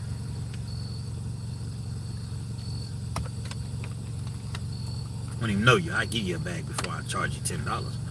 It's just on some GP. I ain't, you know, trying to go down there and make friends. I was like close to seeing the parole board. I had about 2 months to see the parole board at this point.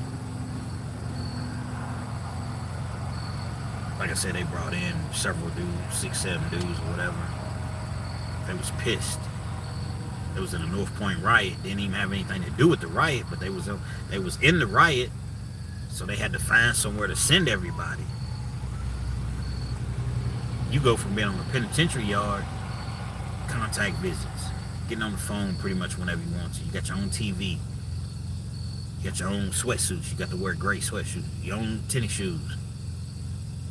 On the yard all day. Free weights. Just, you know. And you go from that to being locked in a cell 24 hours a day. You might get out for 30 minutes, 45 minutes for rec, to go to the bullpen and shoot ball 3 times a week. Dudes was very, very upset about that. And you had several other dudes that was in other parts of the jail that was talking about, man, we're gonna tear this bitch down if y'all don't get us out of here. Get me back to the penitentiary, to a yard. Don't really know how that worked out for them, because I would imagine that it wouldn't have. You in jail, man. You ain't really got no, you know what I mean? You can't tell them people what you gonna do, what you not gonna do. I stayed on the lockdown side for about a month and a half. They was sending me to the work side to where, because my custody level, I got approved or whatever, to where you go out in the community and work. I was so cool on the lockdown side. They was like, nah, go on to the other side, because, you know, you get double portions of food and they feed you well in Hoptown, man.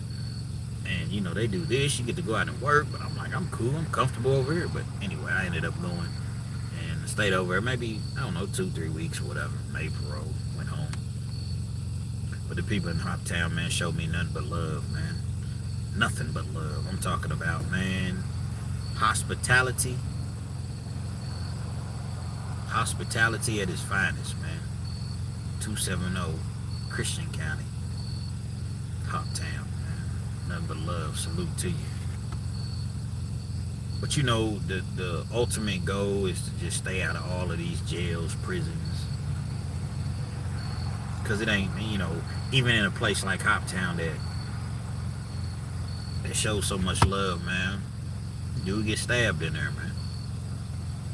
Try to rob my dude Tennessee, man. I didn't know dude from, we just got real tight, man.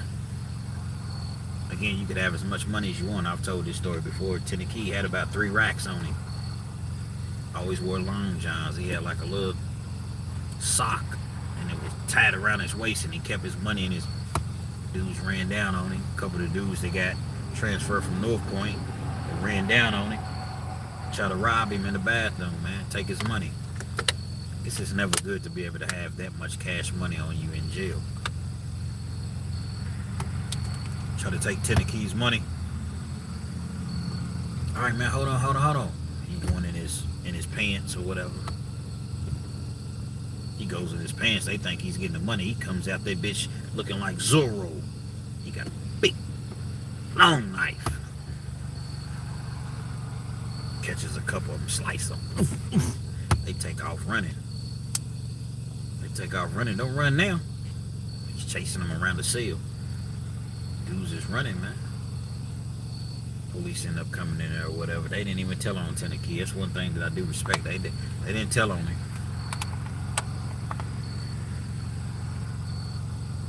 Don't matter really where you at. Jail can just be a violent place.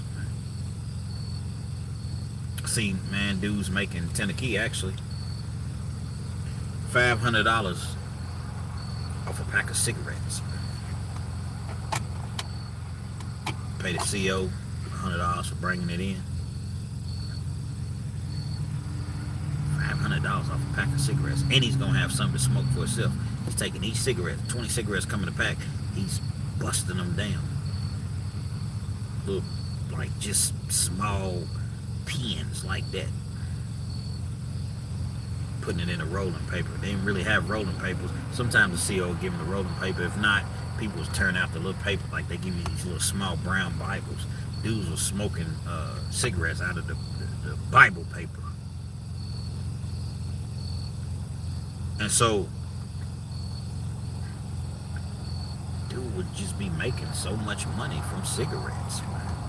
I had never seen that a day in my life. Like I said, once he bust the cigarettes down,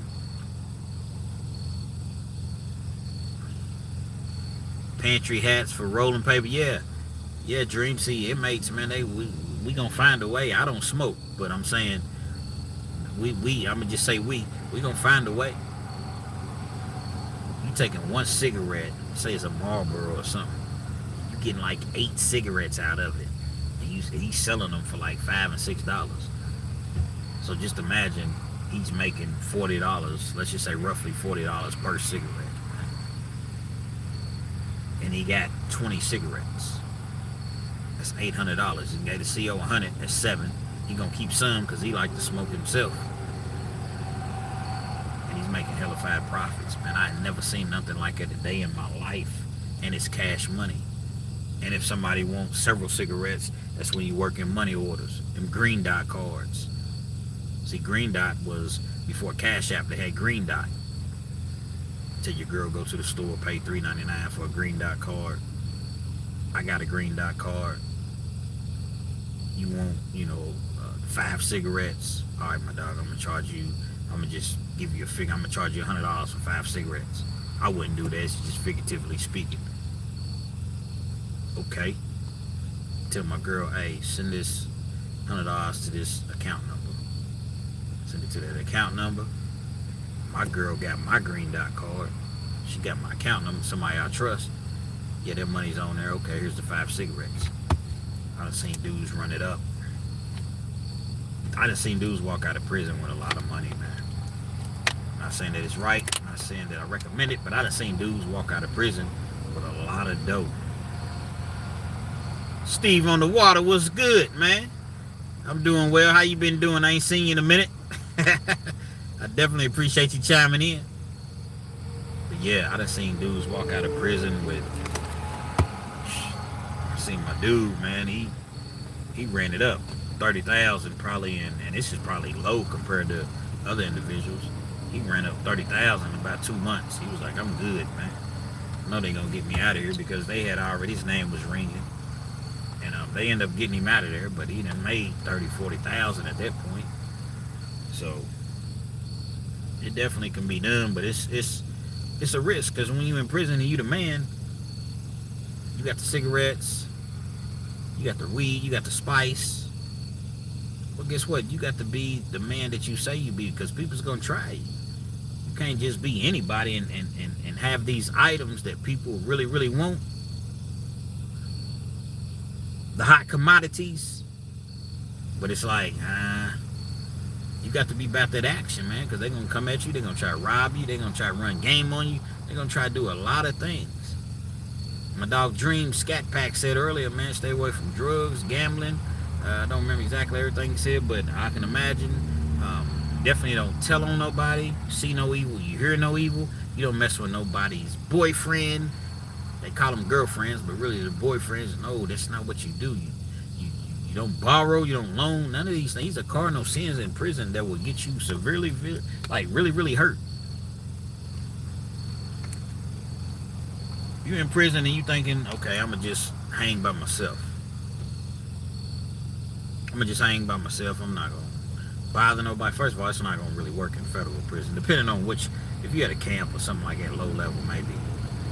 But if you had a prison, man, you really got some real live wires. It's doing life sentences. Ain't never going home. And to be perfectly honest, it don't even be them. It be the ones that got the shortest time. They be the live wires. And they watching you go to the store every week spending $100, $125 a week. You coming back with your bag because they give you a bag to put your commissary in. It's like a neck bag, a laundry bag. You walk it back, you got your bag. Does anyone have an extra bag? No, no one has an extra bag. Dudes are scoping you out, they peeping you. Right? He ain't even really got no car. Car's like a crew. Car's just a name. He ain't got no set. He ain't got no people that he's really rocking with. Damn. Seeing homie go to visit all the time. He always on the phone. He always in commissary. And I got to have that. And they'll run down on you. They'll come in your cell.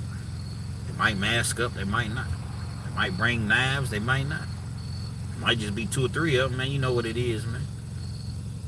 Lock in the sock. They come in 211s locked up, man. They got to have it. I'm in there. I'm starving. Figuratively speaking. Not talking about myself. I'm in there, I'm starving, ain't nobody sending me no money. I'm living off the land. I got to get it how I get it. And you think you just gonna go to commissary every week and you eating big banquet chicken and the chicken tenders and the beef patties that they sell, the summer sausages, the Jack Mac, the tuna? No, it ain't going down like that, homie. So they're going to run down on you. They might not take everything because they want to be able to continuously come back. Then again, they might. Just depends. You're a man or you're a madam. You know. You're going to just let them take your food. Your commissary. Just the way that it works, man.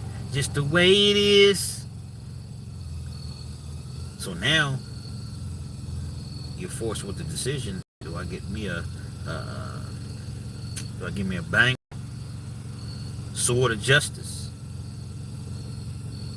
Push that blade. Like my dog Dante from the Dante Show Network. Shout out to Dante, man.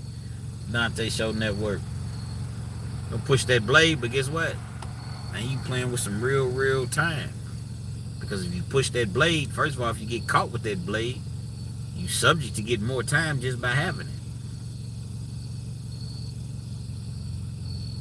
But you don't want nobody to do you no harm, try to take your manhood or anything. So if I get a little extra time, I'm gonna just have to explain myself. You know, I'd rather to get caught with it than without it. You run up on no limit, you better be bout it. I never tuck my tank in, fool. I'm never running. I don't care if it's me or get some motherfucking 100. Free C murder, man. But if you end up pushing that blade and somebody ends up getting unalived or get hurt very seriously, now they gonna charge you with that. But about my manhood, man, I just got to do what I got to do. But about these little zooms and whams, but still, if you allow them to take these things from you, guess what? They're gonna continuously come back. Every time you go to the store, somebody's lurking, coming to take your bag. I done seen dudes get their bags taken. I done seen dudes get their whole locker taken. Penitentiary, they give you these lockers, and all places are not the same. This particular place, man, they got like the little wooden lockers. Like at North Point, they used to have like the little wooden lockers, and they're about yay high. When I say yay high, probably, I don't know, 3 feet high or whatever. And you put your, Lee County had them too. You put your items in there, put your little lock on there. But like these lockers are old. See what I'm saying? They've been there forever. Dudes is coming right in your cube because there's not there's cells, but they have dorms that are open dorms to where you walk in the cube area, the bed on the left, bed on the right. I've seen dudes come in, pick up the whole locker, just walk out. I've seen dudes, they got their stuff on the bed. Because, you know, once you get your commissary, you come in, you dump it out or whatever. You're trying to sort it, put certain stuff in your foot locker, certain stuff in your regular locker. You know, you're trying to get sorted out or whatever. You know, like when you come from the grocery store on the streets. They got their stuff dumped out, man. Dudes, and you know what it is. Come on, dude. Man, you know what it is. I ain't gonna say it again. They want that. They need that. You know what I mean? Shout out to you, Red Tape. Red Tape, Cali's in the building. Salute. Dudes is hungry in penitentiary, man. Y'all seen them prison trays? Nasty. You got your certain days that is decent. Your burgers, hot dogs, Polish sausages, your spaghetti. Every once in a while in Kentucky, you know, you get pizza maybe once every 5-6 weeks. Chicken patties. For the most part, that food is nasty, man. Chicken days was a very popular day, to say the least, in penitentiary back in the day, because they give you them chicken quarters. See, in prison, you got some people that are really, really on their high horse. The ballers. They ballers. You can spend $125 a week at the commissary, but that ain't enough for some ballers. They have their peoples. They'll be like, hey, my dog. They'll find somebody that don't get anything, right? Look, man, I'm gonna have my people send you $125. You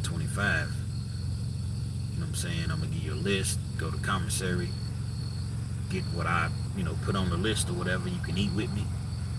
Plus, you can get you $15, $20, $30 worth of stuff or whatever. Cool. So now you spending $250 a week. You a baller. You spending $250 a week. $250 a week, $1,000 a month really ain't nothing to you. Why? Because you got money. But your girl still got that phone. She working your phone. You already prepared before you came in. So you got 6, 7, 8 people that you dealing with, maybe more. You got these people that you dealing with, and you done already showed your girl is the plug, which I wouldn't recommend that, because the plug is always going to try to end up knocking your woman off. It's just what it is. But nevertheless, anytime you get low, you call this number. They're going to bring you this. You give them this amount of money. Here's my phone. You done already hipped her to it, so that when people, because you got to report to jail in 3 weeks. Now, you done been out for 2 years, so you've been stacking your money. You've been showing her the game. See, when you got that money, you get you an attorney. He can keep getting you extensions and continuances or whatever. But at some point, you got to go meet the Pied Piper. So I got to, report in 3 weeks. You done introduce everybody that you deal with. This is my girl selling that dog food at H. Yeah, you take your money. If you're smart, you don't leave it all with her. Even if you trust her to the core, you got 200,000, man. You better take 150, put that up, and leave her with 50, and take 10 in there with you. You know what I'm saying? Just in case, you never know. And you tell her, listen, baby, this is all allegedly what I've heard. This is allegedly. I'm not telling people to do these things. This is all just make-believe. She's working that phone. You stay on the phone with her. You stay on the phone with her all day, because penitentiary phone calls is $2 per call. But she's selling that dog food. She could put $50 a day on the phone. It ain't nothing. She putting $50 a day on the phone, sending you the $250 a week. Bills is paid. Make sure she got her hair, nails, toes done. She got extra money, go shopping, whatever. And she's putting you up $500 a week. So the stash, it ain't really even have to be, it don't have to be touched, man. So this $250 a week that you spending, it ain't nothing, because you know, you giving due, you know, you feeling good because you helping somebody out that don't get anything. $20, $25, $30, plus he can eat with you all the time. So these type of dudes don't really go to the chow hall. In their mind, it's a disgrace to go to the chow hall. What up, Eric? AKA Rick. Appreciate you, bro. I definitely appreciate you. Shout out to the Chi-Town, man. Chi-Town in the building. So these type of dudes, they ain't trying to go to the chow hall. Plus in Kentucky, when you go to the chow hall, you can't just wear your sweats. You got to wear, you know, you got to wear your khaki uniforms. Ain't nobody trying to put all that on. So they eat out of their locker. They eating good. But on certain days, on them chicken quarter days, a lot of people will go to the chow hall. Maybe not necessarily the ballers. Man, I ain't going to get that. I got my own chicken. I got my banquet chicken. I cook my own shit. But you'll see the chicken brings some dudes to the chow hall that typically don't go. And the reason that they stopped selling chicken in the Kentucky Department of Corrections, or stopped serving chicken, in my opinion, this is what happened. Can't say this is factual, but one day, man, it's what happened often. Like the chicken would always come up short. So the chow hall might open, you got count time. Right after count time, they clear count. Dudes just running to the chow hall. I'm talking about running. Then on chicken day, it's gonna be a long ass line. So you got dudes that's really trying to get to that, you know, front of the line. Might clear count at about 5 o'clock. Go eat. Got to be back in the dorm by 7 for the next count. Now this is just at a camp. Penitentiary, they don't, like behind the walls, they don't count this often. But at a camp, they're gonna count you a lot more often. Every couple hours, 2-3 hours. There's no fence. You can run off at a camp. Well, at the end of the line, like if the people that don't get to the chow hall until about 6 o'clock, 6:15, by the time they get there and they're in line, they get their food. Well, guess what? Well, they're trying to get their food. We're out of chicken. You know what I mean? Joseph Carter, big homie, why you don't show us how to make a prison spread or some type of meal? Y'all make. And you know what? I'm definitely, it's on deck. It's coming. I'm gonna show y'all how to do a prison pizza, where you make the actual crust out of noodles, crackers, and water. Some people use bread, but I use noodles, crackers, and water. And I promise you, it's on deck. I'm gonna show y'all how to make a prison pizza, and it's delicious. So the dudes that's getting in the chow hall, later on, there's no chicken left. So they get like a peanut butter sandwich or a bologna sandwich or something corny. Like, bruh, where's the chicken at, man? Dudes that's working in the kitchen, man, they stuffing. Excuse me, y'all. They stuffing that chicken, wrapping it up in saran wrap. They handing it to their partners or whatever, or somebody that's coming through, and they getting it out of the kitchen. So if you work in the kitchen, say I'm coming through, right? Take this, bro. Big ass thing of chicken. I put it in my jacket or whatever, but it's wrapped so tight, so it doesn't. It's a lot of chicken, but it's just wrapped, you know. If you know, you know. You get to the dorm, he comes and gets it. He gonna give you a couple pieces for bringing it to him or whatever. But you got several people doing that. Chicken's a hot commodity in prison. Jail, period. So you got the dudes that's not getting their chicken, and you got an individual that wasn't going for that. He comes in one day and he sees dude in the back. Taking the chicken, like wrapping it up, because like you can kind of see in the kitchen, like when you come to the chow hall, you can kind of see what's going on. And I guess they was a little bit more lax because it was, you know, later in the day they was going to go home and they didn't have no more chicken. He's like, bro, I just seen dude wrap up the chicken. Now he's saying it to where the COs is not hearing him. He's not saying it loud. Dude just wrapped up the chicken. You want to give me a punk ass bologna sandwich? I need my chicken. Those other dudes behind them, they want their chicken just as well, man. Man, this is all we got. Baloney, man. Was damn near riot. Was really a riot broke out right there in the child. And this is at a camp. This ain't even in the you know, with the guerrillas. I don't think they would try that behind the fence. I've been in both places. I done about equal time at camps and behind the fence. It's not gonna fly behind the fence. At a camp, you might be able to get away. And at that point, apparently this was going on in other places. They stopped selling chicken, man, in the Kentucky serving chicken. I don't know why I keep saying selling. You see a lot of them CEOs, what they do, the kitchen workers, they steal that stuff and they take it home. Allegedly. Blatantly. But I'm gonna just say allegedly. And so they'll be like, oh, where are the chicken patties? It's because they taking that shit home. Or they do what's called fresh faves. Once a week, they may have pizza for sale, chicken sandwiches, you know, spaghetti or whatever. The things that they're saying that they're serving the inmates, no. They're selling it to the inmates. Because you gotta have some money. Selling it to the inmates. But yet feeding us beans. Spanish rice. That's what they call it, Spanish rice. Cornbread, coleslaw, and a cookie. See, beans is plentiful, so they can order that for days. So they'll report to the Department of Corrections that we got chicken patties that day or whatever, but no, we got beans. Then they'll do something to keep us, you know, spaghetti, pizza, salad.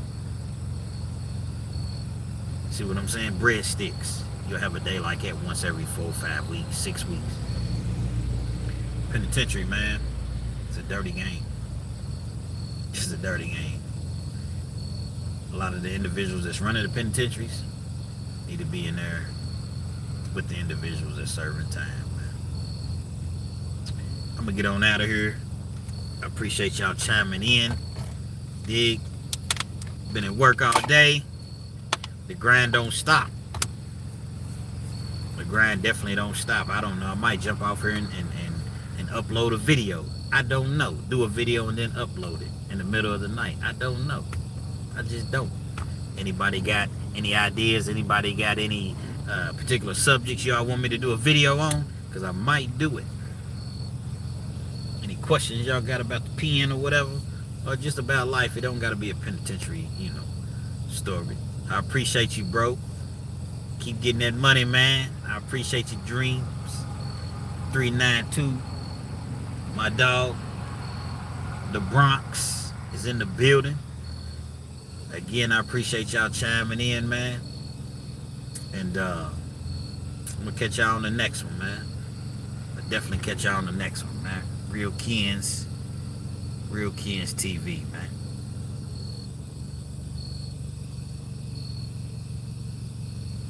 Shot 141 said I'm always in the car.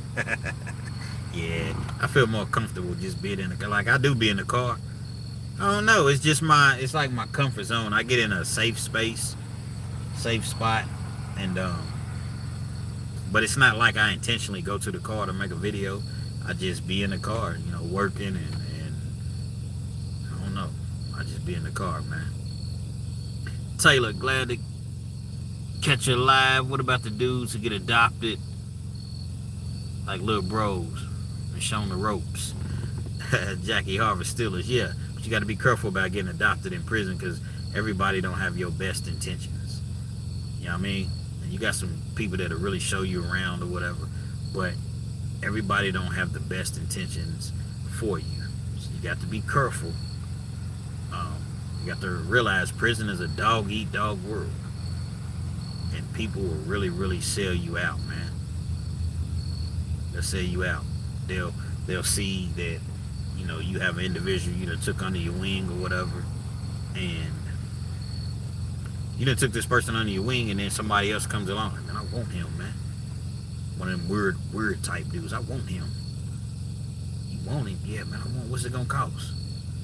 They'll say you to the next man, man. So you really got to be careful when you go to the penitentiary. Respectfully. Real Kenz TV.